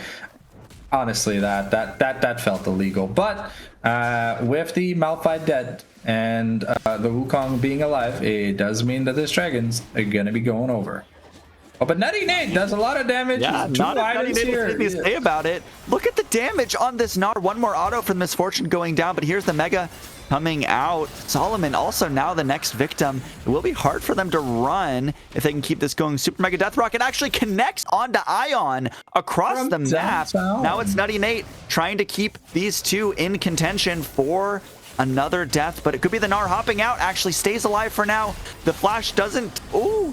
We can see Nutty Nate stays alive for now. What a close skirmish here. Zumi using the Soul Unbound to try and get another kill, but it looks like everyone walks away except the Misfortune. Yeah, this Ion D started the game so well on this MF, but it's felt like it just, I don't know, it almost feels like it wasn't meant to be. Macro came back from his shortage. Zumi feels like he never left the lane, and Nutty Nate had a slow early getting caught out a few times, but it feels like he's just back to dominating against regular guy. And yeah, the thing is with this super squishy Cho'Gath build is, you know, normally Cho'Gath kind of a tank, but if you don't build any tanky items, then you're honestly just a health pack for these hyper procs that Nutty Nate has been looking to land. And also, the Blade of the Ruined King Yon is very, very happy to see a no armor, no Randuin's top lane tank. It's going to be shredding definitely. him real fast. And these side lanes have just been going so well for GBC in the last couple minutes too. Now the Baron is alive, and this really could be the acceleration point into the mid-late game here for GBC. If they get the Baron, if they get some kills, they could really knock down the towers. Horror is very low though. Ooh, okay. Oh my god. Look at this engage is insane. Pop Blossom comes out way too late, too dead for Faceless, and this should just be a free Baron for GBC. Yeah, Mitsu just asleep on the wheel. Unfortunately, Ion didn't have any summoners to go. Oh, nice charm. Okay. Nahor goes down. Look on the other side. Nutty Nate is fighting, though. Regular guy ended up in the Baron pit through the blast cone. Should just go down here on the Cho'Gath. This Baron still will go over, but it did cost the Lulu's life. Yeah, I think we'll take Nutty Nate for. Sorry, we'll take Nahor for 3 plus Baron. It's almost nearing a 9,000 gold lead. Yeah, just that the pieces are falling in place where they're supposed to fall. There's a gold lead everywhere. Yeah, it's just we drafted an anti-Wombo team comp here on the side of GBC with their own little small Wombo, and hey, you laugh, you lose. They're able every time to catch out either Ion D, Solomon, or Mitsu, who is nearing double-digit deaths. That's he has as many deaths as his team has kills. That's never a good sign. Definitely not. And you The know Vandal what? Pipes. Oh, Support Bo5. Support yep. Bo5. Support jungle. I mean, besides the Dusk and Dawn. Yeah, I mean, the Dusk and Dawn is his damage item. Everything else is team utility. Like, he gets the slow in the Zeke's conversions when he casts his ultimate, so people are kind of slow. He gets the anti-heal from the Bramble, and he kind of gives his team extra attack speed when he ults people, so that's pretty cool. A lot of CDR, a lot of usefulness. This could just be the brawl here. The Fool is just in melee range. Maybe they can take down the tower if Jinx gets excited. Ooh, Super Mega Death Rocket! There it is! They didn't even wait for the tower. Macro Beast gets the kill. The turret going down. They have Baron. They have one dead. They could keep the pressure on. I mean, we have Baron. We have Triple Grubs. We have a Jinx who's getting excited. And we have a Yon and an R winning in the side lane. I think we could just keep pushing mid. And if they don't stop, the game just ends. Because like MF has damage, but she went BT Essence Reaver, so in terms of pure like ult damage for the Wombo, it's not exactly there. I think they're just going to look for these outer towers now. Inner turrets. Oh, yes. It'd be a different story if it was just an outer turret with Baron, but it's an inner and pressuring the inhib.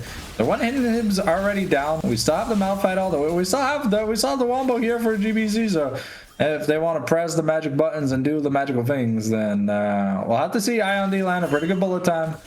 But yeah, no, Unstoppable Force to start off the fight though. Fate Seal does not connect to IMD, but it does not matter. Frozen Ace picks that one up. Wild Growth to keep the Macro Beast alive. If they win this fight handedly, it could just spell disaster for Faceless. But Frozen Ace actually getting a little too far forward. Flash Charm from Solomon will pick up the kill. Zumi's still going for it though. Soul Unbound claims another. Just 2 people left standing, but not enough members of GBC to end it. Yep, that's going to be triple inhib turrets. Taken. Nice save. Nice save. Yep. Yeah, no, the Cho'Gath finally starting to get tanky, but I mean, the Jinx is already at 75% crit. The Yon's like almost past full build already. The Malphite's literally quite almost full build. And we're about to get like a Stagger's Gauge here on the Nar, so if we ever thought about killing him again, it's going to be really, really hard. So in order to land the Wombo, like it's just this Ahri feels so out of place. You know, everyone else can contribute kind of to the Wombo, but this Ahri, you know, like the only thing she has for the Wombo is the Charm. And we haven't been seeing too many of those. It would help if we... If the Nico was landing the combos while the carries were alive, but hey, you know, we're so far behind at this point. Okay, yeah. I mean, if you see a good angle for Malphite ult, I think you just take it. As long as the Yon is in range to follow with a Fate Sealed, it's probably just a guaranteed team fight win. There's just so much damage. We're denying the soul point, we can just look to crack the triple inhibs. Prep another Baron and then just run down the game. Yeah, I mean, I don't even know if you'll need the next Baron. If they win this fight, it could just be over. Honestly, they don't have Zumi. If they kill Ion and Solomon, I think the game just ends.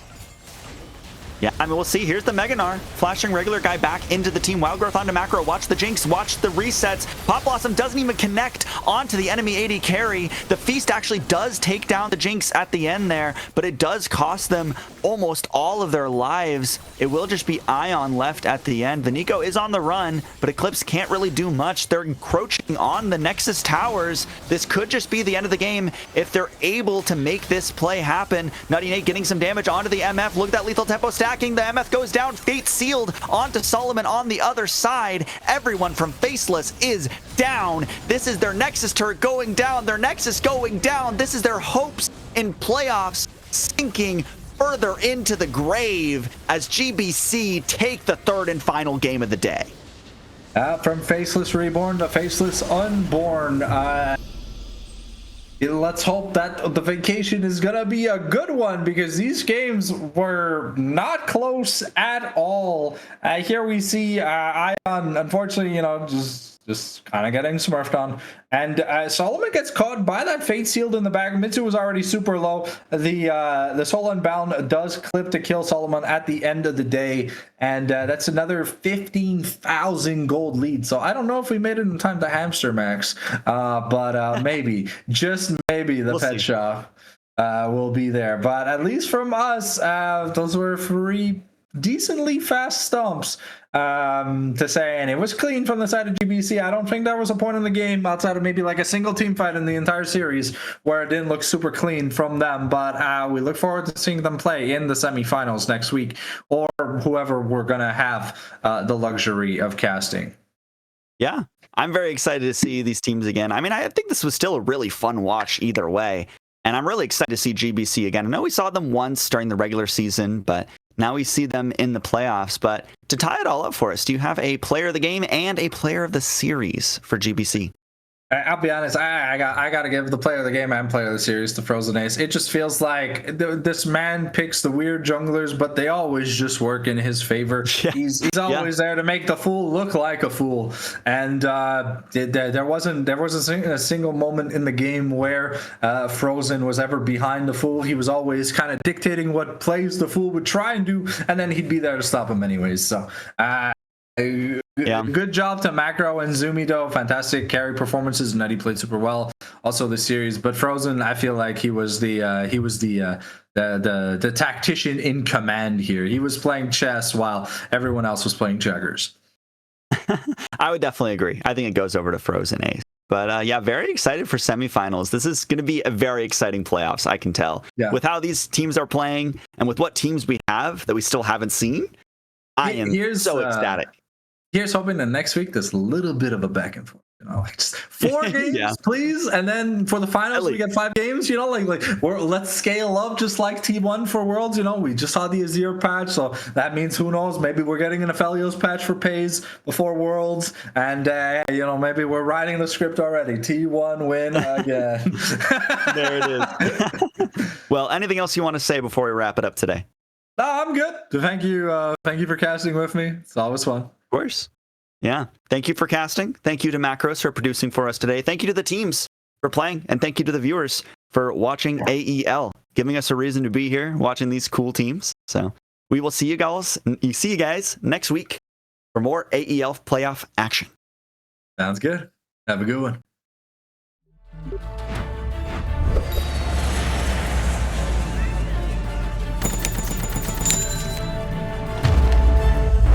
Bro, just use Zen Market.